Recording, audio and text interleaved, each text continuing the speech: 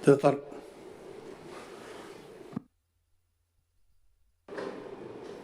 Manting abong ayo sa seti akan nek teman may Christmas. Ano po tiribata bi ya kajiran tar may urunting abong ayo. Tesati. Kurara pati speaker sarita kina pendaratara tuwan. Stay matuan ne boyku. On kai tau ko te tua ko maka te menden tinimen. Ai te tua te tam. Te tua te nas. Te tua te tam ni erori. Kai kunan te metua ngani te meu te kik. On kunan ka rokoi dai non te ngabong ayo. Pasina te metua ko rois pangarai ka mengori. Ibukin ambota nama te tua. Spupusia tam ne mari roiri. Paina mena bokor. Ena kai ririra. Ena ronira on reirenira te totonan nano te tua. So on kunan boka niyang. Os kunan te metua reita kina non te tangira. On kunan te metua ni boka. Dikira kina pera tangira kirora ai kiribas. Spupusi ko te tua ronira ina non te ngai nayo. Kabaya ira. O miena ira rikiran tainak. Tani pure ngai ira spupusi ko. Kababara ira pure. Sta pikira ke ratataroi kai te tua. Ina non rana si Maria Yesu Kristo. Hari sandai reinira. Hari ratataroi ka ngai. Tamerari karo. Ina tabo keram. Ina roko wem. Ina tawo kem te kayon te na iron tawa na karo. Kunangan iran de bongai karara sa tawiyay. Ako barayera bure. Na iron kais ka barayera bure. Kana bure na koira. O tay kairiran akong te kaririyak. Na kuna kameuramen de buak. Pambay Teuea.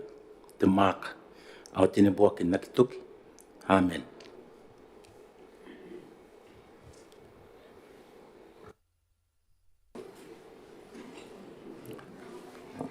Sisiraki. Okay, kay.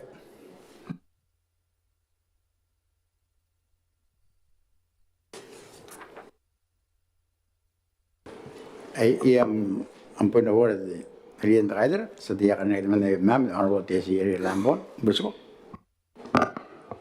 Para te speaker i mai nei kana ko pointa foto ponte ta kameuri na ko iran ka benen te ngapungai sampai na mon meuri isi kan de win kwara ara bubusi wapungin na ko te speaker bukin ko ta kanga ngare re kentererio peswa ire ke ta para bayaran ke te sete me no se ya mete na pe kanga siane soi toiro tripos na kana na ba ya ko nande ken te pongai eran kakawa ki bukin o ta yena pe o met korap. Kurapati sati di Rian Rider. Ya san mena ya san dari in kaya rongona ye rongona irari.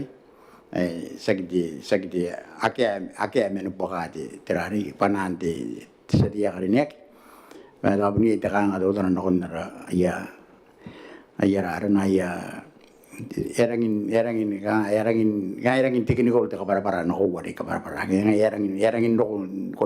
erangin no ta tama tare eri emeta kunde tayari o sta me audu atirar nati terita me Karikirake kabar ena busta para no imi na busia de crack paya orang kaparan orai pa tera doi di tekang ngari de kinde tayari ingi kaya no ita kunna bangai da wantan kapan sakit diraran sakit erangin eko isiten kita tepai ya pun dikinda benon de tayari agate kan tani ngai ena men bokaki ana maruru de seti ya digina ekona dari no bari ye min diraran ye min de tenari ane pun tangira ke ben mangkaro ke kai mangkaro ke anarari ana maruru de seti ya kan nek me ena kabuta kirong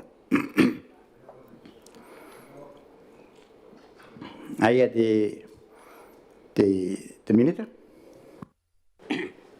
Korang tu speaker kau kari, baru tu Botaki ni kerana panah ni yang utama Mwakuri. Akhirnya kita kerana panah ni, terbayar gaya ber. Kau tu, nanti saya kan itu kaya nanti internet kita kerana panah. Nanti Karikirake ni, aku nanti Karikirake tu connection.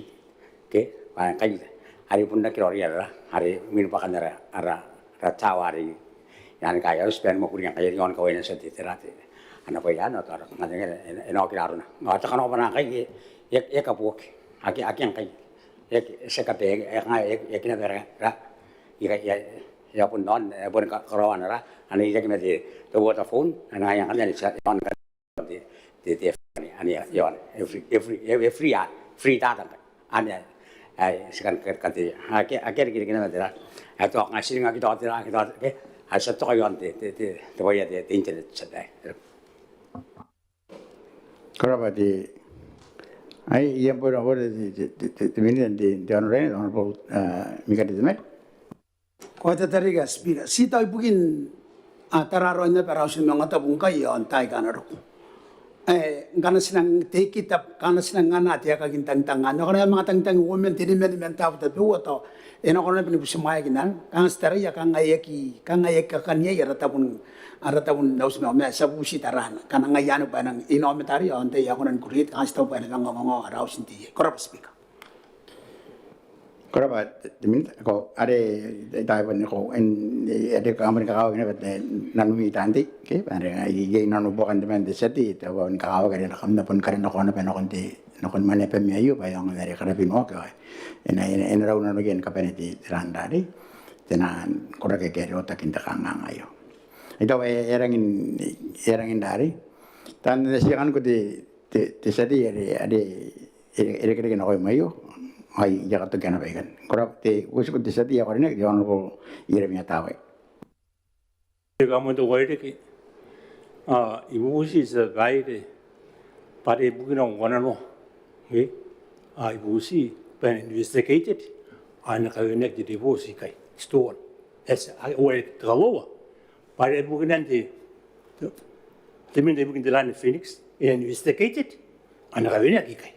Awak terus tahu tak pada ini, apa sih nak akhir? Korang jadi, ayah asa senor nera, itu apa ya pun senoran di hari di, ada pun tahu agmin di terong, Clark, tahu agmin terong, ayah senor di,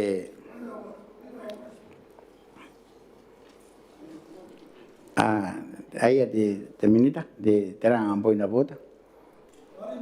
Bangko seti ben lo se ngade kia kate ina ben tebu bai ina ota tangu na kon tebu tangina na kon tebu bai ina ka tana ro no ade bukine poto yeki moi pai ti biviu ke o sara kana tebu ina ba aure gote Koraba di Minita ayah daw erari ya bodrai kan ni sa na mekai ngayo ko yo anto tabe Penanda sila kita setia kerana kita memayan, tiada pun ruta papo nemta. Terjadi. Korang tu speaker, ya resi panan kami awal ya kiasan dah warekaki. I was bangai teman kami awal te speaker kariaiakaki. Ya reta panau merau sati, kain Abemama korang mayana. Ni kami awal kami tinggal pun kami tetap meru ayo, kan tapi ni awal. Au sisira kani evenen yo anto tapi pa namba tenua ya ngai te kana tikipe merena mayana motirawa punta kapeni roi nikipe ken flights intakan me pong koraki o e kona ndo ko te wan kipe to pun na kondo no wa inte pakantai ken tairi ayo ya karika ta kana no kawa kina koia ki kipe pa oraki panangin te tai o aki oa o tante ngaina ibukin be perongana roia me kamera waia ibukin te siparo tera bukan na yo irong te tau te kata yo korang pada speaker. Korang terjadi, nak te ada nak silak, anak silak ayu ron te Minita, ibukin te Botaki ni Mwakuri, ibukin rong itu nama mana, honorable Alexander Tiap. Te Minita. Korang speaker, korang terjadi main silak ayu, aku Mwane. Ikan kono berarti kayak kan, kau pas nang panaran kami, ngai dah bendera, kain tak kai sedai, orang kan rap makor Karikirake, ayer itu merau sedih hari pun taru, sedih punya Beretitenti, di negara bodan nama tu, kain nara, dan minararun kapen yon teteri, menari karta nari, bikin kayon teron, bikin narut, naruh kain resim, panaran kami orang ini kan kau kan berani mau. Kau ayo kaya kan silaki sedai. Au Botaki ni Mwakuri etau roai ni busmaya tetapi yang tetapi lagi desilak ayo.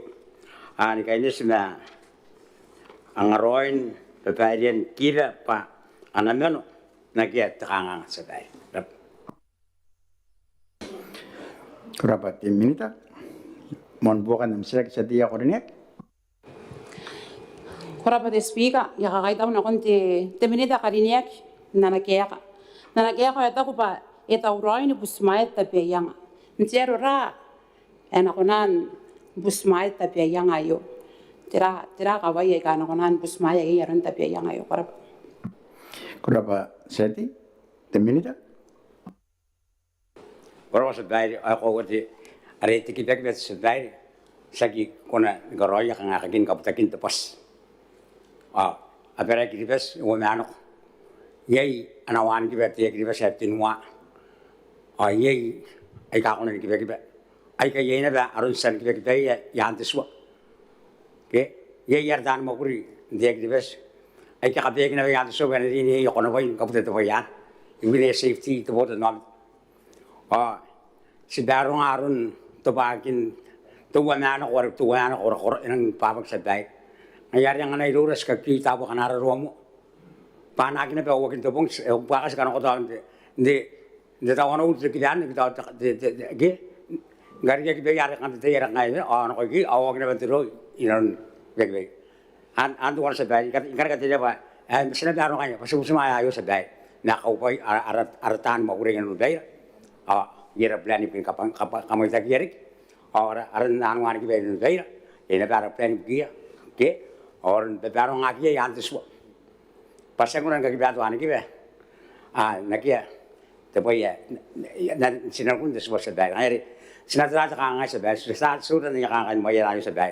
Nah sinar teraya, nang roina, narun tina perak kibes, narun pilih kinan kasuakia, kali kibes narun wane kibe etinu, ai kaya sen pilih kibaya, orang tanah Mwakuri, ai kan Biira, ai kena asih qualified. Kaki bati, tu boleh jangan kini boleh tuan kini, awan, yang ini ketika sinak kaya, nangan perong agin baik kaya, awang roin sedai, ini kaya ini sebentar baik, ini nano, tiga kaki nak kaya kini bes, korang.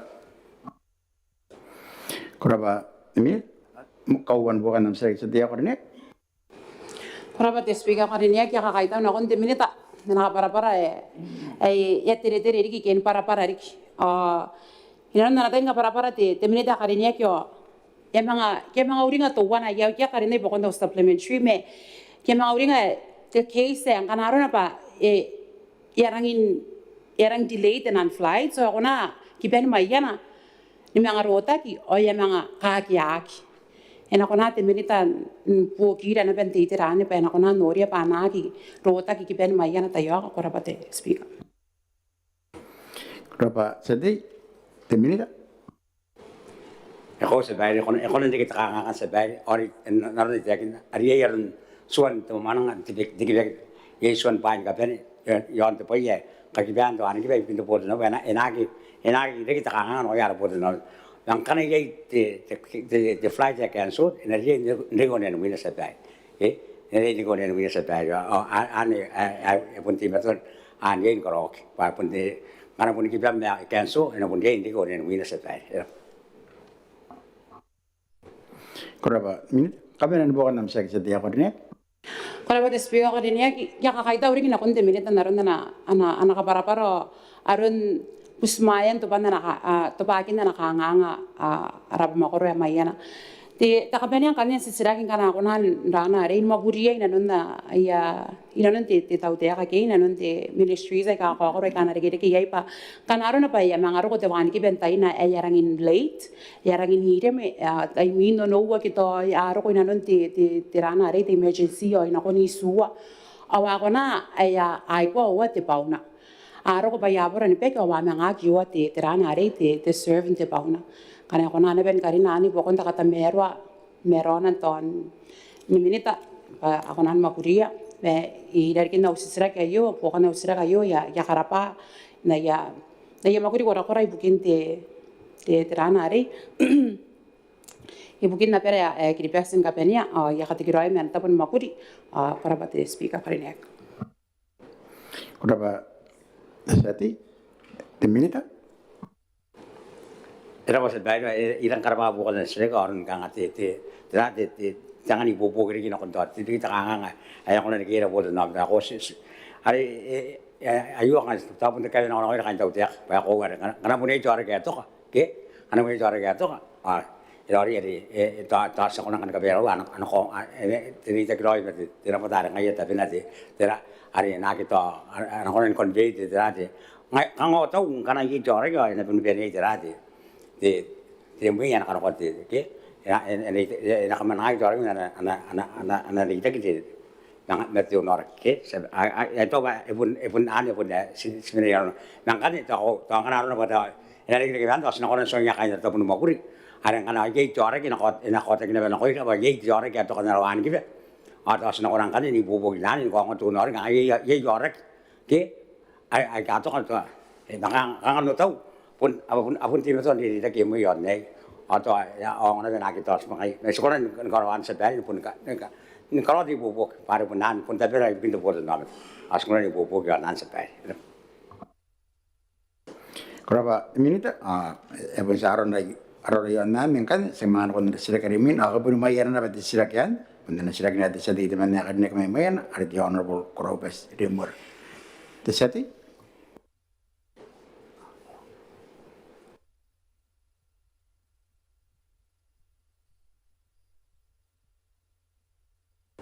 ay ngani ay ka dapusin kami magikukuti amirare kami nakukuti kami magikukuti okay Kokote ya mereka kami au kami kama kokote yang siring. Tisati? Era bate Honorable Speaker. Babna au ansikte arab mora mayan de. Tamaron mo nga po ngayo. Yarite ma round sati akan arab mora mayan. Kain arab Paris kaya kunti tapo kaya ay pun kain mayan ang kapel kaya ari kong rayan de mo nga po ngayo. Ani kami ulit ako yung Honorable Speaker. The President sa Karikirake, the Kauoman, na Cabinet. Tanti ka manbati ka ako the tiritan takaitar. Pun kain nam tayo the Honorable Speaker. Ani panana mo tata sabi mo na maurin the mo nga po ngayon. Sabi mo maurin. The Speaker ayo tayo kan the Siraki. Ani mo nga po ngayon. Nabusiya the President sa Karikirake. Ikon nandeki. Diki sen pex ibukin ras makoro at pikiray yon mayana era ba on rospi Kurapa tesati ang kanya nang kaya inakakagam sila kayo iron the President His Excellency Tanes Mamo the President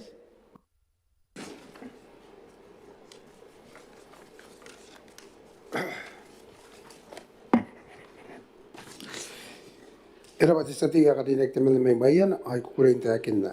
Ito ruha yaw wapis ni bubuk ibu ni kay nanuan the sandbag itipikilay. Arap.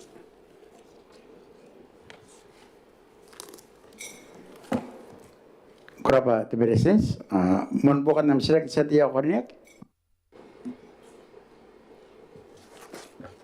era ba the President sa Karikirake ay ikakuha ba tirari te abon mo bugin te ada bagan de sila kayo. Tawa pun ni taran sen bega ke asen dokon tai kano. Yesen ka kowa na ndoko ke kin tai tuan ay si kawana bata bata bo ay kiro ko ngani tirana de tuan. Yang bo ka kare ben tai kano jeng mayo ti tari ani tan tari ke. Tawa ba takang ayo nga to ay naro kuri kin kora kora na erari. Ay kiri ke ti bo kin tai ya besi. Ay kami na on besi tirang ay kana onan ka besi ka ron ti tirari harukun pai kai yang di asma koroyo, ada pati Honorable Speaker. Berapa sati the President Era pati kakan ampokan na sila kyo. Te kanga kana pun ay teman na dia na kita kanga. Iya kita ya kali pati rai na paya. Si kana tali teman tadi kian ye komitmen saya ka mga sarakin niwen ida dikin te pikirai tawannya konan Karikirake na kana Karikirake sati ya kasukai pa ya mga nodi mga anti jobs atau ya penorang ngkai ya betera mungkin aki reken diki bukan te pikirai ya te bukayo harap Karapat Beretitenti, wakon nam sirak takawantay tasati. Rawa Beretitenti, ito ba ito nongra kan di rakawa ki aras makura di Biira. Aton dikin dirari mga to Kauoman ki dirari nanon di Rairana ki di Beretitenti. Ay bukin kakuruan di tanan dari sen dia ki mga kunon dari. An ngkai ki tira ki agi dari. Tapanin arun Mwakuri ya inan tay kan di honorable deputy speaker. Askira di honorable deputy speaker. Apun di sirak ya kain rari hindi tak mati ana Botaki Mwakuri di Beretitenti. Ito ba nga ito ya pun san no kan di arakaw iyo kiaras makura iyo sa skoran ben na rari ana Botaki Mwakuri di Beretitenti. Ara balik di deputy honorable speaker. Karapat tasati Beretitenti akrin. Ako era te wana te itera eri entaraki tikin kana mga ieri kila kanti bubuga tangirak ari punya ikawain ari anate na bete council communities pare na pun dinalo na bete te council ina ni te council pa ibukin na support naron na kakaraw bubusi me yo na pamakuro me lu council tay an yo na te na bete satipai Yakangati area pun terek sini mana kon jobis, yukurangan cewara itu mana kan akan ada support akam sera kurangan ini mengara kau kaki mau apa ena di nanon je prosesan, ada tema tata. Karapat Beretitenti akrin. Sati, ya pun rawak nanon tu sati me maya na karinia ke wangas na kon rastra karimina arena tapi kaki ronde sati. Akarinek di mana may PSO Honorable Dr. Cindy Sintiangin ako yung tasati. Kuraba Honorable Deputy Madam Speaker, ay may nga nakuha di sila ko sa samuan ng mga banana kamewin ako yung di Honorable Madam Deputy Speaker, kamewin ako na Beretitenti, Kauoman Beretitenti, Minita, tante yo ay ngayon nga pinagi sungura ni mata. Kamna pen banana di mewa di merunga, kamna pen mo ni mewa. Ayo nga di Mwane no sila kiti namba ni mewan tuwa paper Honorable Deputy Speaker. Na usia te Minita ri tapena. Ana ibobo ki bukin kabiri makan po kaya kain peso. Akia kain nano kapaisian kasan takataratara yon na paya. Korap. Kurabat sati ena kaya kakam sira kayo iron te Minita de Botaki ni Mwakuri bukin no tapanin ape ang Karikirake ang taununi ki Honorable Tokaibure Rabaua. Ena ko yung te Minita. Kuraba Honorable Deputy Madam Speaker, ako ay punong muna pa ang tetenti sa usayo, ako punong panaw, makana pa uwet meme na itek maraming sati, ita punong meme may mayak, ako miya, kami ori kong namtay pora, ako rin, itan makana namtay pora, Beretitenti Kauoman Minita, itan takaita ro, itan tinig ka pen, itan nung ora, ariang ora anteyo, kanda pen ni meori, ayo anak kaya ka jatau teka, ikaya katamen na seti ya kariaiakaki may peso. Erang tauro yo Botaki ni Mwakuri ni kipera takanga ngayo ni kapenian ta merona meriaina buki ara poto nometa ake meka yon peso akrap. Kurapate te Minita sati bukan nam sirak te montai. Kurara pariki de Madam Deputy Speaker, de takaita we amon te pesna kon de Minita na kaya. Atin nabubusiya te Minita. Atau pun penye ay target milestones kind of department ayo to an maisin na pe agya anariya ni katara-taray to an katuwa na makaina may yakay raro met Minita yo an tata yo. Ora pati sati te Minita. Era pa Deputy Madam Speaker, arang dapat kita sati nanayoro naron naresan te pegia. Sang tauroin karibay mga yan kabili maka bukan peso arik pun nanaitera aratan Mwakuri sepun nak yang mon kos kangalan lagi pa first come first serve yang mon kos nara ministry in the lands me pepa na ini koroya tamero awapun kibari na berkoraki mandaron na tepike di sati ya kalinya ayo enang dapat pa kali kita kantani nga ni kona ni kare kita tata sina kona ni Mwakuri ana pa isiri kita Mwakuri orang dapat tenano don't sati ya kalinya akora Minita bukan nam sirak takawatay te sati. Ora pa Madam Deputy Speaker, erangin dara pariki de Minita na kaya mon ben tamero Airari pata pusu wayo bai ta ga na ko ya am kora ki te minita ibukin bo ya kaini peso ya keri ki bo kan usira ki mete ta kategori no konte te minita me na kora Kora pati satay, te minita. Era ba de sati ya karinek ibukin na rono kain no tabur Mwakuri bikin telens ye ya perang ya awakin ibukin tapo yon te jenua yon peso yang dapat te takantani ngare sakayai na takantani mati sati ya karinek ibukin ibuki ya kain na pena peso yang na pirma kari oi ka yang kantani ngai te telens ke te minita telens te ibo kan yang payon ya ki te tokorot ito ko na mga pungkarabera pa ko meron kakao kita kain taupay bukia aramata ika tapen kandano po kay ako ra ba te pili Madam Speaker. Kora pati minita ya pon rawa kita satin kaya kanda na sisraki asen ako na rasraka remina ane tabi kakiron te satin may pana pa karinia kaya si honorable sipi ang taratay ena ko yung te satin.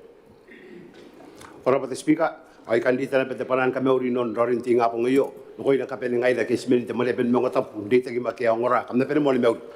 Mauri Ako kangati na usisraki ikan busia te minita tapena konan kenaki te Toatu yon pana peti yo.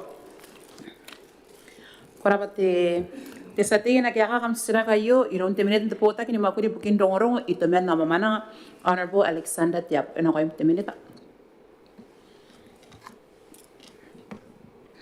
Rama Madam Deputy Speaker, ayo kaya kan seksya tiyak ni ibana. Botaki ni Mwakuri, kauoua kakawakin katamaruan te Teuea, ibana pa ibukin tabakin tebot namita. Ikan kamatua nakot sati ini pa ayo puntungan kanuan anak katertera Botaki ni Mwakuri. Ena karawaki nanuna ngkai ni semua kapenian ang roin pain kapen sabay hirap. Kora pati minita bukan na sirak te mantay te satin. Kora pati Speaker ay pati te minita na kaya ikan bubusia ki te minita ngana konan mga ton karapya peri ki teranon ke te pa ya ngai te akin ke doron te kai no yo ngai ya ngato te ka to roin no ministry ya pun bubusi pa to te tera enanon non ana kaya kan ti yo. Kora pati satin te minita. Pero sabay bunyi ira ara dapat sabay dari ari te na dai ka sabay apun narakan tani apa ari nanon nara ari ministry apun apen na ko gidi besin kapen na pen ndikin takatertera ay sabay apa na beto wana ska ko apa e pun nang to me goren ta boyu na yei takanga no ko yei isu sa kana uris ngai ndor te pesati awane to wana nga ilora na ko na possible de no de ka to karo kari naron de pesati na yari ani ay kanona de energi na korasim na kubana ke energi ye be Mwakuri kana korok se bari ye na ito concept no arsin sa Mwakuri arun pun naron te akin na ay kay be kana ton ana naron te gay ana pun ye ta Mwakuri kana se bari na kon bate be yo se bari ay ka ni no pura kin mo se bari pari naron inorak ye to buwan pong ilon to pura kin ilon te daw te ayu ka kati kan ni an sebenarnya ko ko kaperi itiran kaperi na pura kin na ko kay o kan ng kanis ngaya ina tin ka anuagi kalau nanti nanti buwan pong naron sa nakwari ki kana ngati ni kainan kay anak kayo no paano ba ayo tumak karon ta Mwakuri ari telapar ta bena ngayon kani akatabi kay pare enaten noragi tan bata yo yo na mo ka ben atungan agara sebutar dia ren kakao pan ngayon ikati ngaya kanon ti parang sa bag pare wakil ta kamo ngai ngai ni simat yakin konsep dari dia tu bukan pengari dan tahun Mwakuri ka ben tau dia awan kan ya ko na ka Mwakuri na konsep ta sin ka ben hirap sa bag. Kora pati minita bukan na sirak ta kawatay te satin. Kora pati Speaker ay pati te minita na kaya kauoua te terabugle ki tepe ka ayo pa skokoa pa pan pa puntuan tepe akera meren wan kita. Itete yon rokolupai or nokolupai. Te ease of access. Kita te safety of access. Kalau to pada yon pan pa ikito no. Alarem yaki seroi. Akena wapun doron lesbun natai. Ayo te tepe kayo ibun ikan karikirake ma rokon te yen kako. Angin te kayo bukan kana rokon dalam pokora pan pa. Iko na pen te otan wap. Ele pen bibis ngapene mali. Ai tangine pa kai buki yo kana waru ko mendin ko te potap. Ka yo roi oi ndoi te bubusi. Ka te bobo ki no ko te inchata ma kai buki ka mamana. Morali ki te loading and unloading of cargos. Is safe but in kan e ko te buka yon pa. No te potap e pon nang roi. Ai o mes ko wan tai yo ai te ka ngai te draft. Kita nalo ke. Ori no ko ai ko nandi no ya kalau yuri ngai te kai buki ni pa tiginas are nampa to ayo te low draft pare te wo rapatal pate te katamaran me angin kai bu ngai ge ar iru te tende lo bal te mono hal te to ko rapat a kwata ya pa kai bu ngai enan dip ngora dip potes ko ko nandi de bota ngai ani ke ka bu sheyo no kon ti milita ka nek patala ke ko nora riendo ka ka ke niyo abul bo kan te tautea abu ko na rapota na ko rapari ayo bo kan ka usira era ko rapate sate te meneta Kalau sebaik aku kata, orang lima tata, ada yang sedih. Apa pun dia ini kita kita kangen sebaik. Sekarang kau sebaik, aku pun lagi mau orang kau sebaik. Normal itu kita, ane ini yang nantilah, ini aku pun lagi mau orang kita benayu sebaik. Ini apa plan mara kembaran di KPI yang ini terlagi sebaik. Itu marin, itu KPI, angai kangai. Aikai jauh naik sena antara ya pada maritime infrastructure kapan nara mau orang kapan ada tu tua sebaik. Orang papa kira kata tu yang aku setan kang apa orang roring gua anak tapoyu sehingga ye tangira de stretching sebaik nona kama de ye ngai ye na plan itu de stretching are nakana ye kita wari de rade de sini bara sebaik kan ye ye ya tu private sector ye na kan dengan ngai kan de kipi was setan de tirayu pakai pa arakanga de andra wa na sebaik ye Kemudian kita warekaki mereka warekaki. On the concept that's Mwakuri sebaik. Akhirnya ada dream yang antara kita sebaik. Hari akhirnya mereka warekaki. Orang mesti buat nama dia. Orang itu orang itu orang sebaik. Awan ada ada plan. Apa anda berapa? Anak kita mereka sebenarnya plan itu sebaik. Pada tabira akhirnya tabira transportation sebaik. Pada rail efficient sebaik. Ambil sekolah. Asal ini kalau tu sebaik.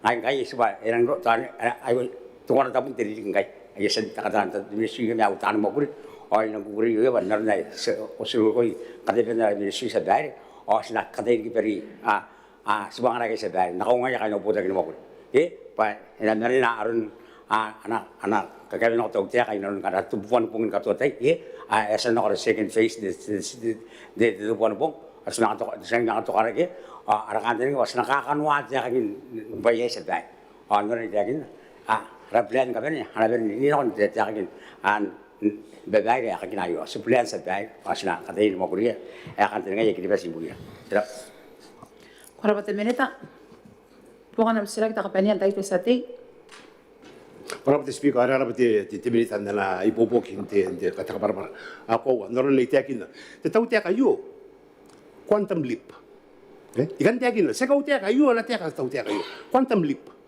ai dan noron le tiakin ko beside quantum leap otara na ba apa ki apun nan daron apun far away na ke ya infrastructure ipapa kan nung tia kare marginalized ko tia kita taro yeta na kabar Tarahu ya tapong ibon pondik ay tarapo yakuna men nora la pete tukin tarahu ya mi pondik. Pagi ko na nora pana. Raruan ko rame. Raruan ko tari mayo. Kakawa tari mayo. Ya usi ko te min. Ibo ko na mi priorities ako. Uring yan na kaya marginalized. Ay kay tiya ka te pewa. O puto ka kin to tiya kayo iro. Ipende na nuyay. Amrapa tigray. ko rapate sate ya kariaiakaki te meneta Kalau sebaik, aku ini terang pada sebaik. Aku ada tahu nak puteri ni pada, tu kan ada apa nak biasa nak nak itu. Sekarang pada dari lalu misi, ane tu tahu tiada. Sesuatu kalau ya nur sekitar terang hari. Itu betul bagai tiada, awan tu tuan. Ane orang itu bagai tiada. Nanti ayo, enak nak tahu Mwakuri. Asal pun senang sedia. Saya kau pada singai. Nak tahu nak terang. Para ya kami tak terak sedai. Ya kau, nanti ya ingkai, ibu mayu ada kangen, para ibu kan ya bos, ya ibu mayu kangen ngai teh.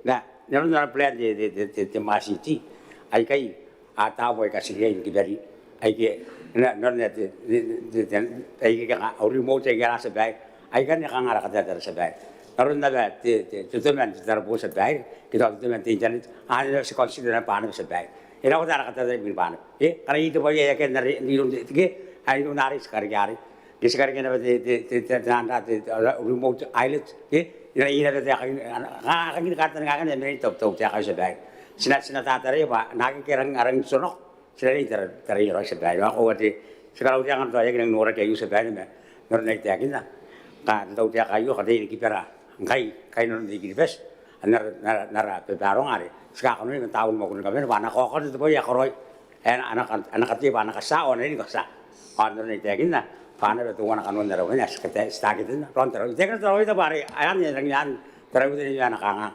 waktu populasi ini terlalu itu mau tubuh break awan itu sekitar itu ngaya pana be irang anut besen kang norakin dari irang darwono irang sono siria tara giberan be ansat bai ena tara ba te boy ya sibarong sa bai skati barong ya me ara arun taran takang sa bai wasa ta takang ai bana ba ko takang ndor na yo ngkai eta ben noran do pota ba sa bai arong ko iya bubus ngkai yor dai ero ko kai no kin sa bai dai awan asnak dari sa bai Rapat Minita, saya nak orang rasanya karimina kaya pun beri bukan terserah kian, anda tapi kan kita untuk setih memang temelnya karinya kayak honorable korau best remera, enak kaya tersetih. Rapat honorable deputy Madam Speaker, ayo aku serang di Maungatabu ayo, nabusia te Botaki Mwakuri, Bravo, namun kau kira kita Speaker kali, nabusia te Minita, kita Botaki Mwakuri ada tapi na.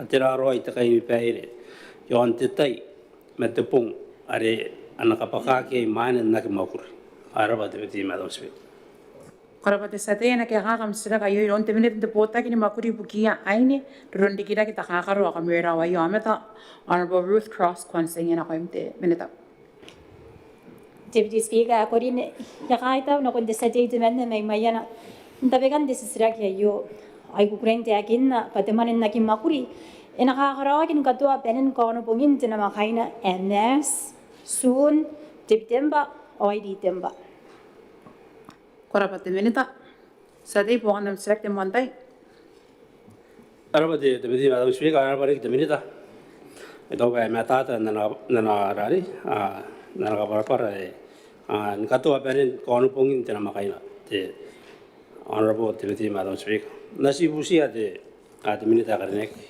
aye na usira kere te bong ate tai na gonan sibusia pati te tai asan de bokon na yakai ni paire pati to jao irawa ke ne katoa a bong ke asan ari mane ara pati di manas Karapat setih nabusi ko Mike te Minita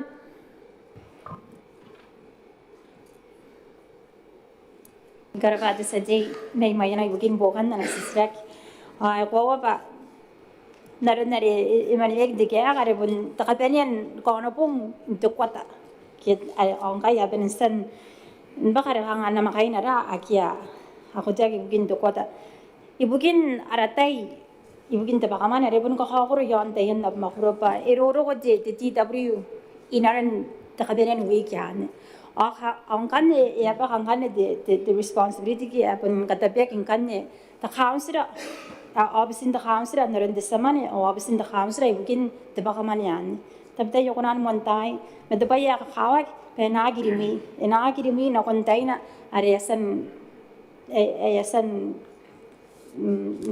kat Biira ki are tokono pum karakan tani be enerian nako menjawab wai mesada ba tabtai ka ngayan ka ngai ka ag kan tani ngai ka tabtai yokunan ben dumi to tana yan na ya kainan wa security placement pun abisa kita samane ni katanya kena pun taurai metemane arena ni taurai ni beya naran nasta daya beya jurota kita utana yon tarawate ina beso ni regire me arena stick no kon daya ra hangai pun kantan ngak me bugia Abemama koro hangan no tara amumontain na ko je ayadai no pakamane yon tayan na makuro yan na eroro de DW na ni beya tan samane amumontain na tan kanako je pakamane an na kon nari akonan koraya era Korabata Minita, Pukanam Sirak Takawatay the Sate. Araba deputy Madam Speaker, Araba Rekitenti Minita. Ako Tabun Tirari, Bugin Arabuni, Tani, Abun Sandari, Tani, Botan Nometa. Kanamaya Tirari, Dirimi, Dirimi Jetai, among Dirimi in the Pong, Kan and among Karikirake, Tishirak, Maya, water Tirari. The other Roman, Abu at the Romate, Arabo deputy Madam Speaker, but the Terabugina. Punja Tani, Puntaneta, Ama Pun Pita Kitai Ganege, Yakavina, Arabun the Minita Karinek, Yataya, the Ria, and Nangora Mahuri, the Botaki Mahuri upon Kilvasaparin. Katana upon data came around and Minita, and a tapina teacher at the money. Tariga and Tobagin Tarangayo. Askawa by Taiwasaki, see Arab Mahora Mayan, upon Kilvasaparin. Tauba Nagina Maria to Minita, Besun Taigano, Yanak to Honobong, a Dawaro, Tan Bakamani, Abun Candono, I am a Montana Benin, I wrote to Nagina Spoon Perenate. Taubadungriante, I wrote the Mother Speaker, Snatty to Pay. I was Bangara, at the Verabes, Nakaumogi, I say Pai, a spontaneous, or about the Nomadan, and I, Gurin the Vin. Narakaben and the Maro and a spoon of Roy of an Oya. Yakavina on Bandit and a Botaki Mahuriti, the military neck, I talk about it. I wouldn't Shiraki, and I national or some Pubusiati out there, and I will book it on the Tibeti Madam Speaker Arab. Korabata Sate, the Minita. Nicarabari de Sate Yakarinek looking Bogan and Assisrak, yes, Ranora the Hangan, Diki Naran de. Nan system saki adini mai ndiri kai kana sadaya ba ko korwarun tain te pakamani aye ke taagi ba ina pakani ngai no kun tain je te pakamani kin te mani naki makuri mesirang karabara ba basirang ke ye kini kata nerwa de system ayo ina nente ndiri kiana ko ngai saro kon kai nara system me skandar ngai ba harmonize digi ke ina pakayon taina arena taagi kana tani ye tu botan namda naran nare nei maina Toye unan pakan tumon weekend na makaina to payment sari mina mga pakain mukana mende tayo yo skanda nga ba inangagi mga bibtek tayo pakana naran na reason manideya are takapenia ko ano pong na makaina into kwata ane ne ko ba ibukin diki yon darawati na non me beso sa de ba punti matu na ba tayo dabday diki takanga ane tirimi ako ba sa de ba tirimi yane punang karikaje Kang punta kayo na rin pero yan lagi anak smile de pakamani ana kunan na rin pun montani manang pakaya tain te pakamani yan da kan daringa bang kana montain do ya montain na pende ke po kaya me de takanga nga senyoria ba montain do awata kata kana kay nan te yarang men awa ni nawa tabda yo no wa chawan ta tani ibukin deken na ya pakamani ako bastreng na megin na streng nora na takanga no streng ki ya sa kadeni ari ki patbanana pen bubusi na ko ya hanga pun na ara stakeholders ke pun rora ni be ko ina nte to wa ki ni pakamani ayo ya ko sagisi de moisa ba pun dan samane na men the Ministry of Finance Ara braceman ara security na ki ana rig batan security bukia tan samane adan ka khawa kis pangaya sa kunan wa ki karawat ba kamanin kanaro ba ki benen nom tan ngayres ay pun sa kawata wana ba te busi bukin nan pa pun ki ki ko ake do kin de tamaro na kora nanora kan make sure ba pun na ko roi ana pa ka roi de tain de ba kamani yo yon taina skarapari ki te tan samane men tayan dab makoro pa khanga kurin Topina ko rede kirik maisin tu botan nam dari akarat pakamani bukia kunari kinta dari karun ya pakamani sataya payon tarawati ina ina no peso anang mais ameta tarawati ina ina no mais tayan tapon pakamani ayon peso ema orang bubura na bete tira temani ara pakan detayan no anang khawai panamene ke tiran security placement makwa sa nori ka nga kabakara ay ka asasan bo mangayan tayo ka ano ko wakya to kinda to meros na temeton ke yak payangan digira ken baba ka on time the payment tayo era para mata minita ka nek sati bukan nam sirak yang ada satu me ya pe yang temennya hari ini kayak honorable Petro tani pura kakuran deste bukan deste kayo enak kau yang satu Lalu tiba-tiba speaker, kau pun ingat ni kapten kan, tapi orang mula Mary era pati Minita della kaya mo tamero na konti te shakeri ngaya kan to pakin na itira te sati me mayana pun de kere ke me kanga kari kin kai yonti te pakamale na te sefiu te kan puka te shaki na konti Minita ya monterin pa ako ya pe yang yang mai sinape tenan sinesina ke apa kami to armi na yaman ya asoy men mangari kiri napakangkan na kon ngay pa na sekolah lima kamu ya tante pa kamu na ro ke tekin tiriri ke kata pun parenti jauh sayo tap Ora pada sate a mic di sate apa temeneta Rabana bete sati ya karinek me ya be yang ibukin bukan ara disisrek be yang kunane bende kera tain ka para tautan yon de system ibukin bahkan destination ke ai ginak ba ara jam claims ya ide bita ke yasan karok men didi kai kana the system mayu are enopun karina na claim te to ware genere emis ana tain bakamane nanang kan yek automatic in baka te sinesine yani ono pun dia indo kan karawam claim kan the process ibugin karukan nam claim ono pun kawara te SWO siapa makro ar komena yai ke kuna kawara obisin TSPD the social protection division in the moisa Omang once the yare ascending nam claim or yarin never kan na kun Teuea Rairana but the case management tracker are attack by in a rinanwa ginape am claim man penakarawa ginape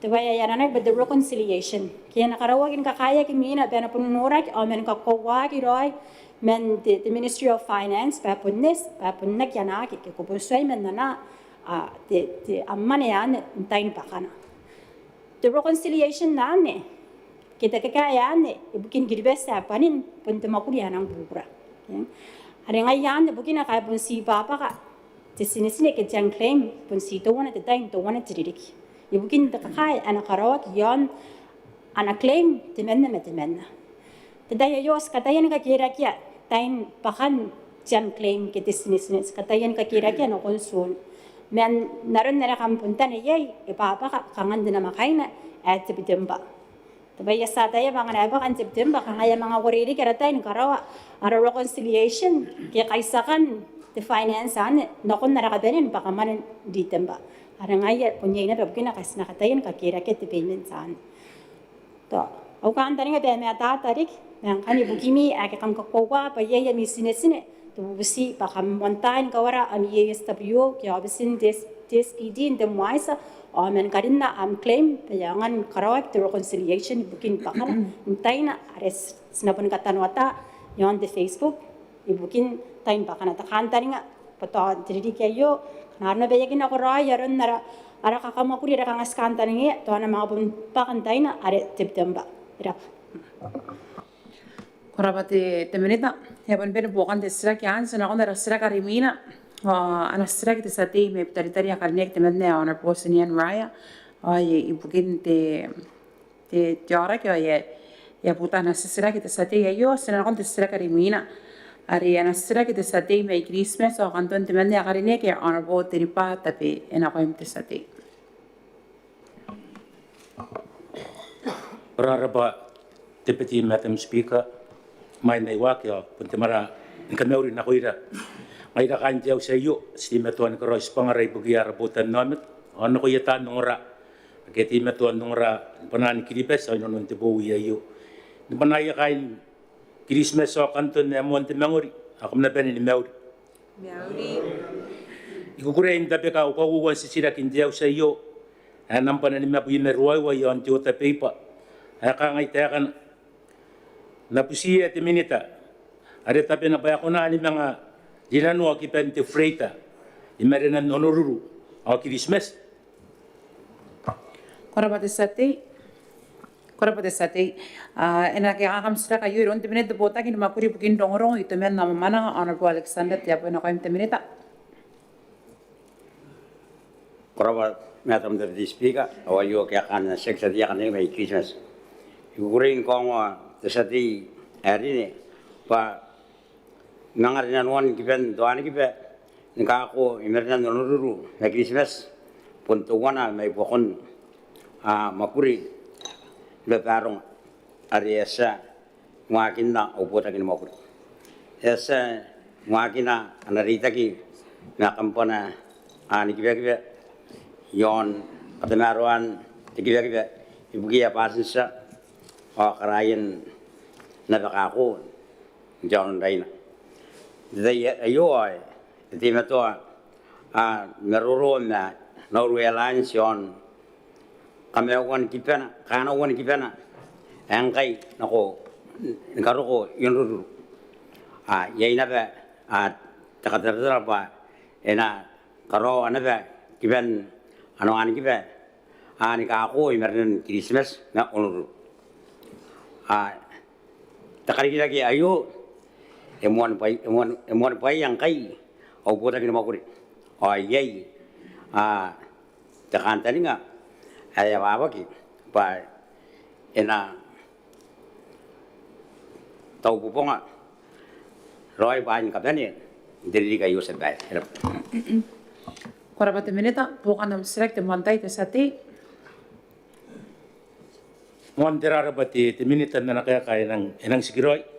Ako apun no hindi sila kayo te speaker ba sa Teuea te Fiji Airways apun limit na space yon tinan karukuan tinan na marak tinan fresh vegetables o tinan fruit na ko Christmas na yonururu o may nandi. Anaro na pun na Teuea tinan notero yon Christmas o tinan tourist apun kayo nano kay nanoy tinan vegetables o tinan fruit tayo na our pet fish exporter sila ba kay nano kanakon ayay ka nako sinan rakanga ba apon limited ayo ngayari si punti mato ani bubusi sa tayo ayay te Kauoman yan na ministry te military ni te checks ke te Kauoman yan te code te wana awa te ni wano wani mewa ay to pa te wana tapon te milyon te mania no tau te Kauoman yan pa na ti meto ti kibiagiba ibukin ka ako marak o tinarari ki merinan onururu a Christmas ay repon na bubusi payan noran na bati nauru ay enang unreliable na service ya kikibantuwi kayo o ya kinabagibantuwi kay anak o ya kinabagi mais na banatay nagkikiba terangke pon ko nan norariyay na pinariyay niyay te backup free tayo na tauroin tayo na kung ikibagiba merinan onururu a Christmas ibukin kay nanuan tinan amarake ay ibukin na ba kay nanuan ti export yon na yepet fish ara tan nakawa yon Christmas rap. Korapa de sate ya busi kom mic korapa te minute korapa sa bayro ako era wade po construct sa bayro ako tiyan itiraki stok pa ngayon naratapo mo ko sa bayro ako wade nasa tayo sa bayro de ako wade temanian narunas puro na de check sa ani kanga ana temanari karo ko check sa Europa check sa iya nakakuha ni nakakatukay kanga ino priority nakakuha ni nakakatukay may Christmas yon ti align sa ti Fiji Airways bay ko di ano na ba kaya buo karo ni bigben ti Fiji Airways ba na na sa punay Fiji Airways eron na sta me ang kasi kati numero na Fiji Airways ba ni karo ti kidari mo ti aviation sa bay are pun kibana no kono ru are su Christmas ari ano pun ti ba na na ti aviation sa bay kaya taas na katingin mga meron na Fiji Airways mo wide aviation gapon kawin ka kayo stop o ngayon kan ngayon iwawan na gitu ngayon kinari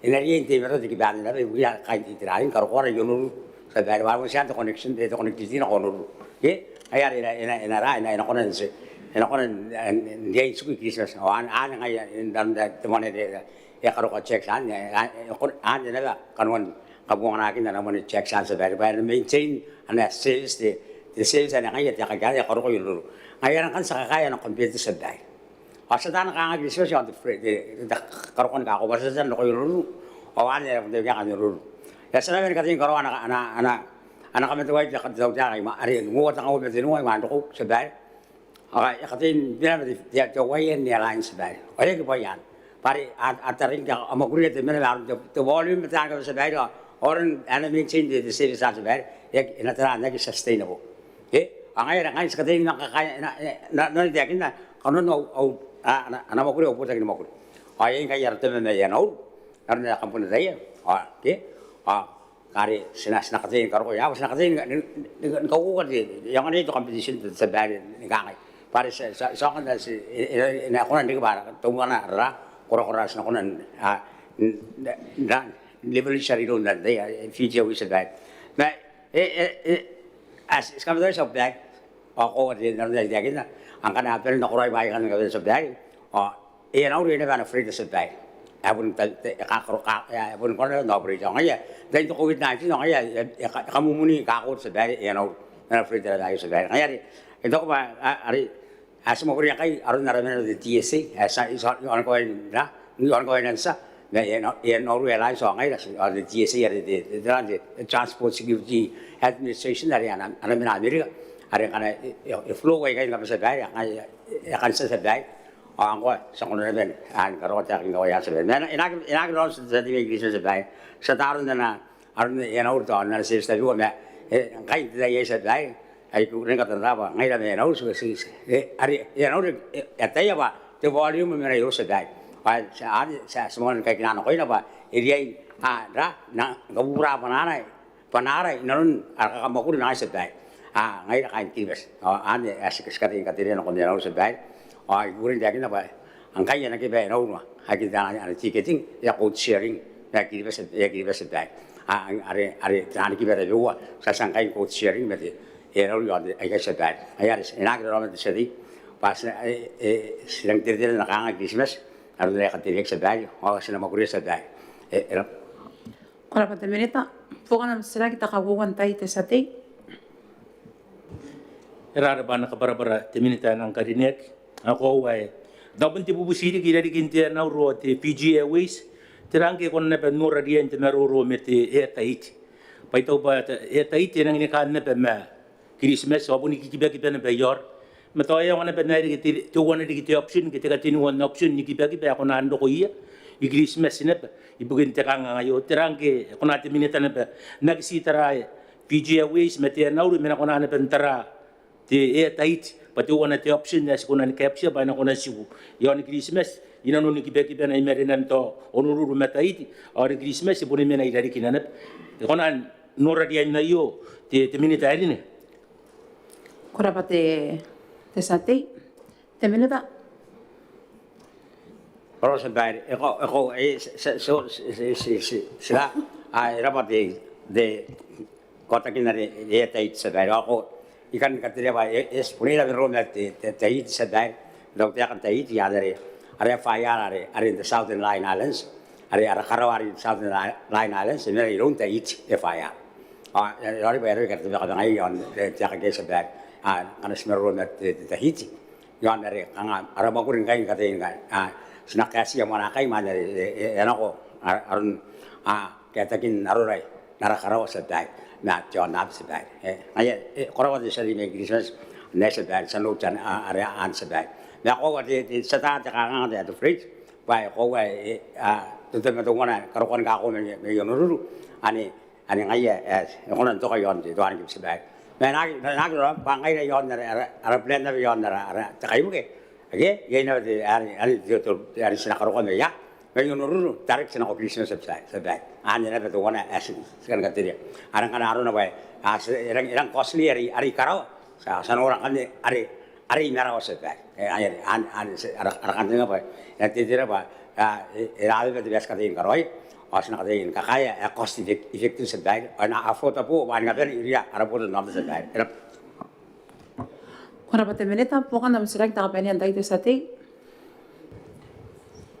Kora pate Minita ibukin nam kaya pun kapanian bukan di sirag kita upupun narakanga ba sita po mesinang nibuli na kiron PG Airways okay na itaw bang resipon ko na ni ko kara airspace ay itaw upupun na ni doon na strongest backing powers ko na nikakura-kuray na ye Pangana to ay kinangin no te Fiji Airways mbaya kera bubusi ag istagi dia so na on tay kimanga kibani punto o te kawai area papak ene nang napapaki kawai na nang expensive may tau ba ni te kanga tirangki toron tayen sirage ka yo pundi butirangki ka bidimakat ko kan na para space pangana yo kira space ay tau ba sabon ko na ben dictate te meruro ma Fiji Airways pa keri ka nga Fiji Airways pabangin te tay kibe yon kilibes ang kay pun kibe meron na aki anak kanga mangkane menay nanu ni pay na timakan ay to basta ko na ni control kan aron kibe Fiji Airways ay nako na ni Babairean mataran ako ngkai ay ron na bun na kaya nga basta bun ni Babairean na ba imatan Fiji Airways para control area space ko rapat sa babay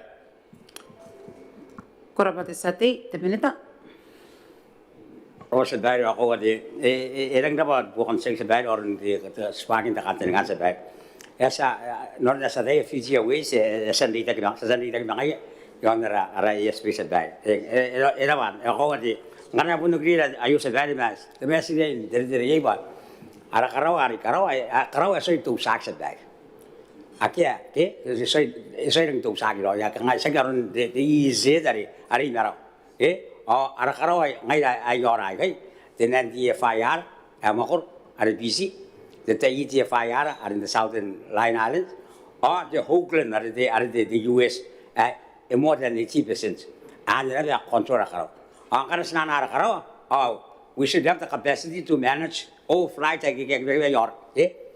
Cost that on the million is not a penny. But we are the serious as provide on Nagi and Givega. I had scouts in the Mwane, and she delineates Kiskatia, fighter. Ada sovereignty na rakarawa ari sa sen Mwakuri ang sabay esa din ako lumjay kayo ari Mwakuri lumjay kayo ye Mwakuri sa nakuray ngayon ye kan ari ilang ari niya de derate the Pacific Forum sino ka ari abusan de kayo ng tawag kay kano sabay ya kami unakin na mga karinig ng dito sabay tayo buong tayo kano kay ay asan to ang kayo ay rin ibo ko na ana working committee the forum kanuan ta item na ko na ro sa back dan na to na rin na ikay sa back ay nan di fire dan yes big second karbana de research ba ya karin na ayo no the climate change ay pilas ke ngana ko na pilas the climate change ng kay akin na ayo ay si na raw na at the research ng kaya na ko Brisbane na ko ay karin na pila dra the climate change. Pare kiba wan kiba ikaro. Asi karo the pila begini mero. Penaroi or 2 rupiah ri karo ake the pila begini 2 rupiah ri karo. Ayasan din nanu sa bay. Ay to ba enak or mero me BC. Asti betul mero BC asa dia BC. Ya tutan atakin apa we have the power. Dia ketiria karon the space banyak sa bay. Yasan nang ye ara mana yung bising kay yari dik ay si ira patagi taiti ara ngai sina mero ngai aw Amerika nasipun tangi dia bangana po sa tusan na karawa ire ba ara pay ara punara na Mwakuri kini ba se fire awan kan sa kon decide pa antay yan sina ina meron semua kaya kan sang kun meron sina kaya ta capacity sina kon na ni karawa the service na kon kibya kana karawa sa bay ira sa bay Para bater Minita, ay pwede bukan desra kian sa nakon na desra karimina, narana kam noria na desra kita sati ya karinek mit tari temenna honorable senior raya, kaya na yagi pusa pa eton na nakon tayari to nakon te weekend aro to te moni pong ay sa mga to na ri kana desra kian na nakon tayari na merum yai rasati ya karinek mit tari temenna. Sa nakon na desra karimina Arina tapi akan kita pergi sati, arina kita make Christmas, akan tuh temenna, honor pot tripat tapi enak ayam sati. Berapa tiba-tiba macam speaker aku kurin, tapi kau katinu masih sila kintau sayo, nampan, nubi meteu kona yon tio tapi pa, akan ngai tekan, aku nanti Minita tapi na noradiain, kamaitan di kibawa ni mamanang, ibukin yate interi yon Christmas, kaya kauoua. Kaya pun nang inimay sa tiyan diri, kaya pun nagitaw, kaya mamanang. Kura pati sati, ena kaya kakam sila kayo iron teminit nto Botaki ni Mwakuri ibukin tereire ya honorable wate kita kaya ena ko teminita. Maraba, Madam Deputy Speaker. Ikaita wat is het jaar de men met Christmas na srek die kennis na Teuea tendriri. Oyo na kara tautek. Kurinta kin na konteu sayo ba es na wa ko Botaki Mwakuri. Pero nga karikin tawan de skupas at the 60 sita pas Christmas. Yung Teuea tendriri yon Christmas. Ito roy to Botaki ni loro met Botaki Mwakuri bugin Karikirake yon Rairana merawaki. Pero nga ti pupu kaya tabi main do ko ni Teuea tendriri ya po yon Christmas. Kora pati minita, bukan na select ang manday te sati, nakaim. Rara pa kaya kanti sila kilon te minita asiguray no pangayay. Tiba sa niya naro. O inte kanta nga o inte sila kayo ti sa babae ba. E pun nakita kong kay maisin tiba ni mama nga ibukiyate ang Christmas ya tapen dikirak. Te kauoua te nga bate Christmas me kan tapoy ka anang daruan na ko na ko yon be Christmas yan tay te betay kana anak ko na kon te kaway ka nga ipon dangerous ya ka kamek ante betay te injiri yari mi ang kana di mi yamang katuwayak merap ba enang ayay te kanta nga bera ko te wana ya bas manuta uti sa babae te minito ka nga ipon nakita wa te wana te bas tirang ko na nura dia ini ba na mai sinik tepas na ko neti wana yo to atinu wa kiawan naron ako punuri pa pasan nuro ko Christmas ako nura te kang tirang ko na ri mais ti Teuea te intiriri ka nuro ko yon Christmas Kora pati sati ya pupu ya Mike teminita Araba speaker araba bukan disitaga ko wa te kinda ti sati te Christmas te ba pawak kaya de tantian di dei mentapa ke ro banana ki no ya te tempat te randun ya mga yari atu wana mo te pasayo ang apo si te ngat te pa ya katakati kata ya ke me puni kan dari round 2 dra phase 2 bikin te katawan ki kota ki mo ronda te ba no mana ngai to punti te mana ro ke kon te mana ro ari kan te ngai ba wa di ke na pasandai eri kin da yo no tin mo wari kana paste Christmas on kini merah pas sekian orang kerja ya kuah ke berkaya apa negeri karo ya apa negeri busingkai ke anak-anak orang berbahasa ini bangai ya toy ya nara capacity training senan kayak tangi pana naning karoi nana kan yang kenal apa ini saya yang dokter kita tiba siang Christmas pagi atau tidak anda itu kemayu setelah Christmas ini yang tahu dia penak mengkatir itu wana jadi ses kan tahu kira orang kira pergi akan pernah notera teniu kambar kia yang kan di kita mga kayak gina mentah pun mereka mengarut di mereka pun yang di tempat kambar buari yang montai saya Jesus tuan apa mandok ya Kora pati minita bukan nam select ang kawatay te sati rara pari kiti te kaya kati sa babae ay na pa pangayay tanan pa sa niya nang iro ari te wana skanta nga ya penaro kontiri di kayo atau yay na ba kita ngati may kaya kita nga anak ko naan korogi kiki kung nabubusi ba tirang kaya ko agi ko tinan sige niyan buwas yon na ratawa Christmas tirang kaya punin ko ng taragi pa na ko tinan brand new yan nire ko to punya iya kapesti kay ni kay mas bunura na bang kay tikaway yon Christmas am kakaning kanaro ko pun na kinang service na kiroy tapos sito ko na uwa na makay na o aming nga benin na benin bak ngayari po nakakawag kaya sinabubusi patirang kaya puno ko tinan brand new basi si bugiya at yan na re-ready yon Christmas kurap pati sati teminita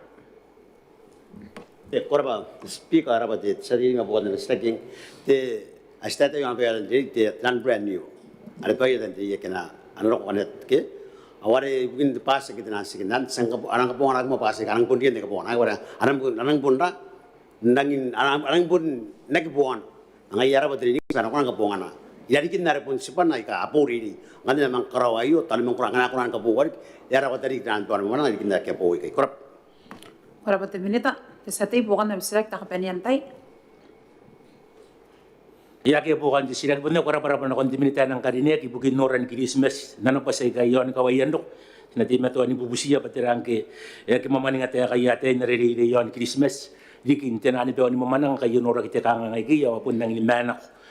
Ape yon Christmas o tena niri ya concentrate tin tapune ba ka ko pare kita minita sa kakante ngai ngan ro kon rapasakan yang kana to non jiri ke yu ke to jiri ke na ro pa na ki pabuka ya te na ri ya kora pare Kora pate sati te minita